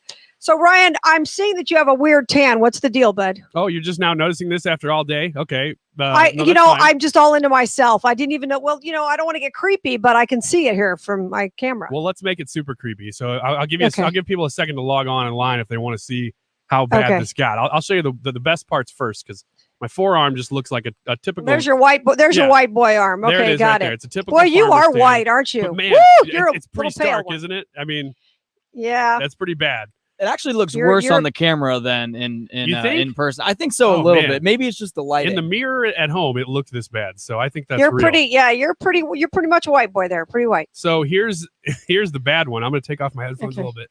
So I was wearing a visor. We had a soccer tournament this weekend, and if you're in the St. Louis area, man, at some point you got a downpour on Saturday. No matter where you were, the whole area just got drenched, and depending on where you were, you might have gotten a couple times and for a while. So we were in O'Fallon, Illinois, and we didn't get it until about 4 o'clock. Well, it was cloudy all day. So what do? You don't put on sunscreen because it's cloudy and you think it's going to rain. Well, that's a stupid decision on my part. Because look, yes, can you see my head? Yes, I see it. Yes. See right where I'm wearing the visor? You can see there's a line. Yeah, it's sunscreen. You need sunscreen. Even with clouds. Yes, you need sunscreen. Right Even in the winter, you need sunscreen. Wow. Big, stupid head. And now... It makes it look like I'm rubbing bronzer in where my hair is starting to thin, so that it looks like I'm trying to fill it out a little bit. But I promise, I'm just an idiot. I'm not vain. That's funny. Well, we've all done that. Or you fall asleep by the pool and you wake up and you can't even move because you're in so much pain from the sunburn or whatever it might be. Yeah, that'll get you. Hey, did you guys see that Pinterest is now going to be banning advertisements on its servers related to body loss? Apparently, the company's embracing body acceptance. In other words, if you're trying to get someone to, take a diet pill or use some kind of diet thing, they're not going to have this on Pinterest because there's a wider push for, wait for it, body positivity throughout the U.S. and global culture. Okay. So you can't advertise for any sort of diet product now? Right. So they're saying all people. This movement is according to the wellness brand Very Well, which is odd because why is if I'm going to feel bad, if I'm going to be sick or overweight or whatever else, shouldn't it be my decision anyway? They say all people deserve to have a positive body image, regardless of how society and popular culture view ideal size, shape, and appearance. They also say this philosophy about body positivity advocates enjoying the body you have and not beating yourself up over changes that happen naturally due to aging, pregnancy, or lifestyle choices. Lifestyle choices, those are your choices. That's the point. That's the freaking point of the whole thing.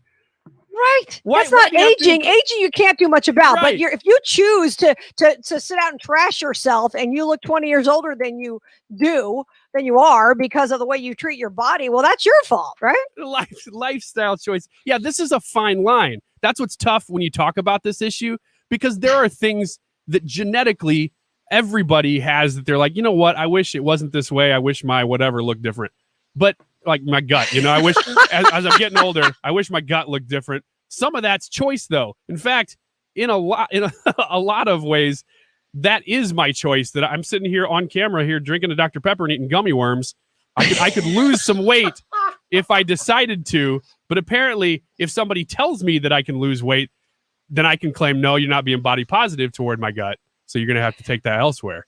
Right. Pinterest in its announcement said that research indicates a steep rise in unhealthy eating habits and eating disorders in young people since the COVID-19 panic started last year.